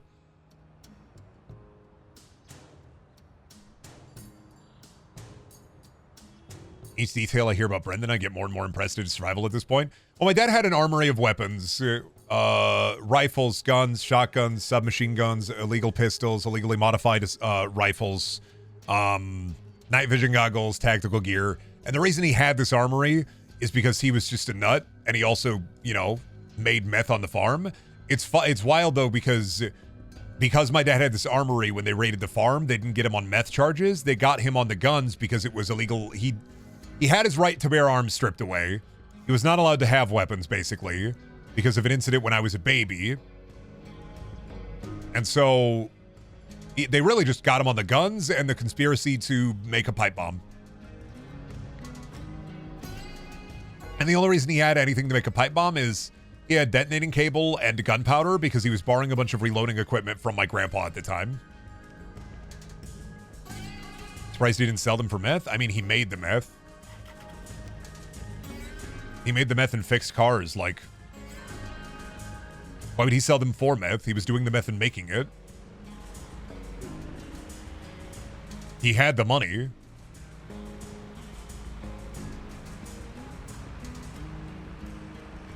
What normal job do you think telekinesis would be the most helpful in? Warehouse waiter. Warehouse waiter. Anything where you gotta carry heavy thing. Construction? Absolutely. Hell yeah, brother. Picking up that 2x4. Picking them up 2x4.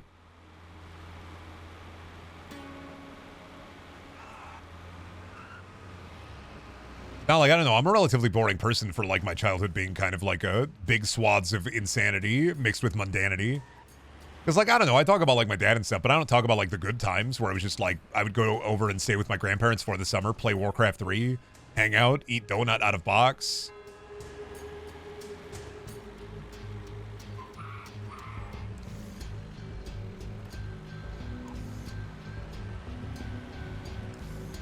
Thoughts on telekinesis as a method of flight?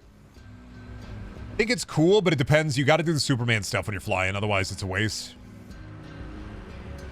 You talk about the time you would eat a slice of cake every day during summer, which sounds pretty nice. Yeah, well, that was my high school. In high school, like the Brendaniel timeline is, I lived with my dad as a kid from 3rd grade to 7th grade. End of 3rd grade to end of 7th grade is like the timeline for like living on the farm. So about 4, maybe 5 years total, really. And then high school lived with my mom, and I was a pretty normal teenager, pretty like lower upper income bracket, living in an apartment with my mom and my sister and my stepdad. Like, I had a pretty normal 4 years of high school. It was just everything preceding that was a clusterfuck. Did you eat sand as a kid? No. I ate tire out of the tire playground, though. What job would telekinesis not be useful in? Fucking accountant. What are you going to do as an accountant? Fucking move the abacus? Okay, dude.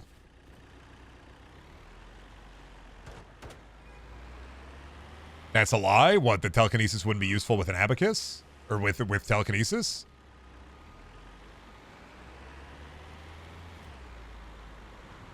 I would love to be able to type without my hands. You can get a device that lets you type with your eyes or your mouth. This is the same thing, basically. What makes typing with telekinesis better than, like, eye typing? Twitch streamer? What would a Twitch streamer do with telekinesis, man? Bring, like, a DoorDash burger directly to their mouth? What's the... I ordered food on my phone with my mind! Faster WPM? But yeah, I mean, well, is telekinesis really going to make your WPM go up? It's kind of like a brain thing more so. Your WPM probably isn't going to change that much compared to like typing.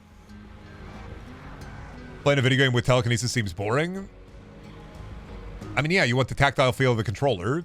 Part of the enjoyment of doing simple tasks is being able to fully feel them. Now we're talking mage hand, that's a little bit different. Think the Jedi ever masturbate using the Force? No, I don't think they come. Read Twitch chat without looking at it? That fucking suck ass. What are you talking about? Stop! Stop posting the foot emoji! Stop! Stop! Stop! That's like when Lieutenant Barclay gets fucking like brain blasted and he's stuck in the machine and becomes the computer. And also, yeah, that's more telepathy. And honestly, not even telepathy because it'd be reading Twitch chat without seeing it, so it'd be technomancy. I want to be Darth Vader levels of telekinetics so that when I rage in Battlefield, I get to choke the person out in the text chat. I don't know why you said that, but I just imagined like somebody getting Darth Vader's levels of the Force, and it's just them using it to rage in the grocery store because they can't return like lemons.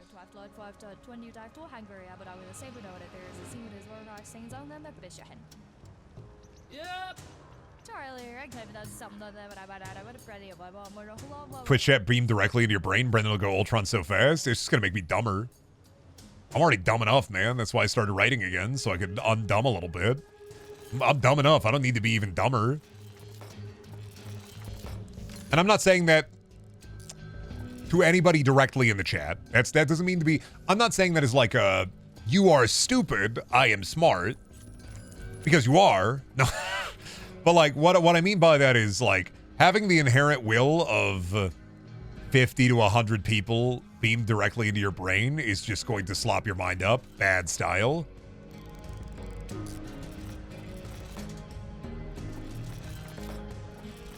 That's that type of shit that guy in fucking Brendvincible. I'm gonna be like that guy with the big brain.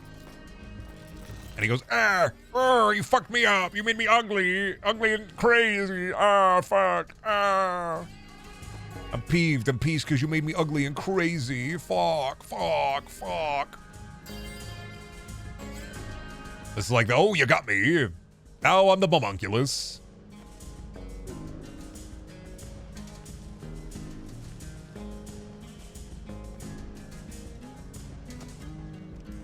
We already have religious freaks going insane in public. We don't need to give them psychic powers too. Puff, I have an idea for you. Have you seen the movie Puff? Have you seen the movie Chronicle?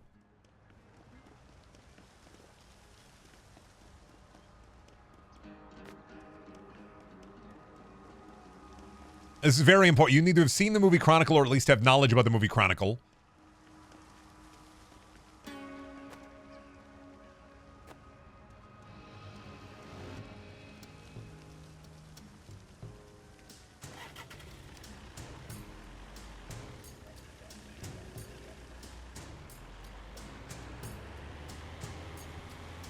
Ken Levine's Chronicle.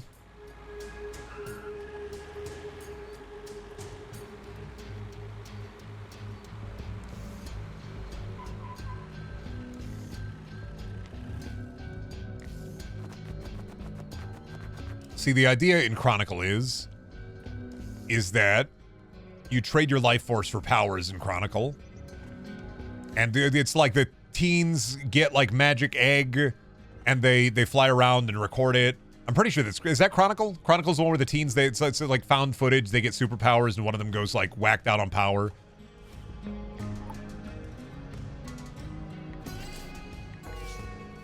I don't think I could make it to that.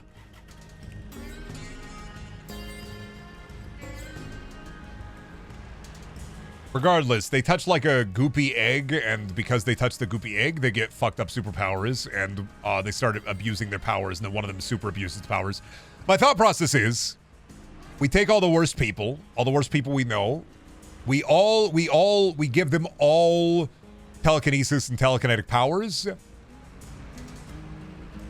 by letting them touch the egg, and then they all consume each other.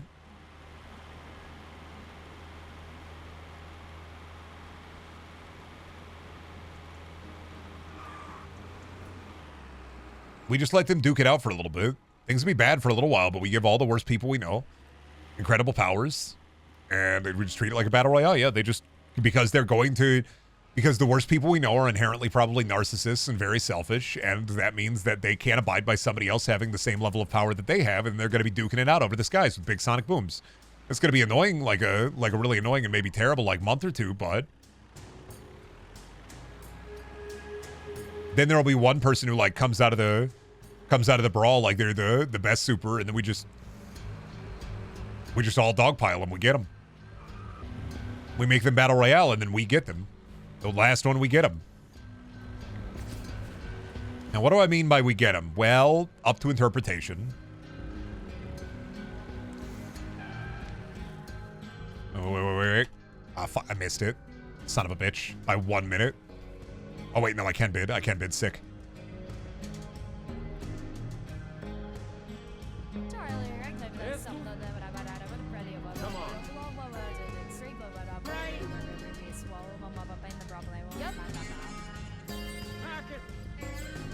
It's like, but what if it's me being like, okay, so to deal with the lion, we're going to throw in 1,000 lions. And then you throw in 1,000 lions and you're like, okay, the 1,000 lions are going to take care of each other. And then it's like, Brendan, the lions are working together. What? They've chosen a prime lion and the lions are working together. Shit, they're not going to eat each other. Fuck, this is not a good idea. And now instead of 1 lion, we have 1,000 lions in the hospital. When realistically, it probably would have been better when it was just a 1 lion problem.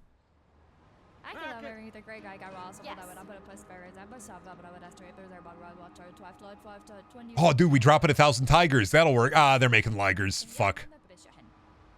Brother, why would you do this? My bad. I didn't know. My bad. Oop. So my bad. I'm just hitting him with the oop. I don't know. I go oop, and then I don't know. I ooped it. I don't know.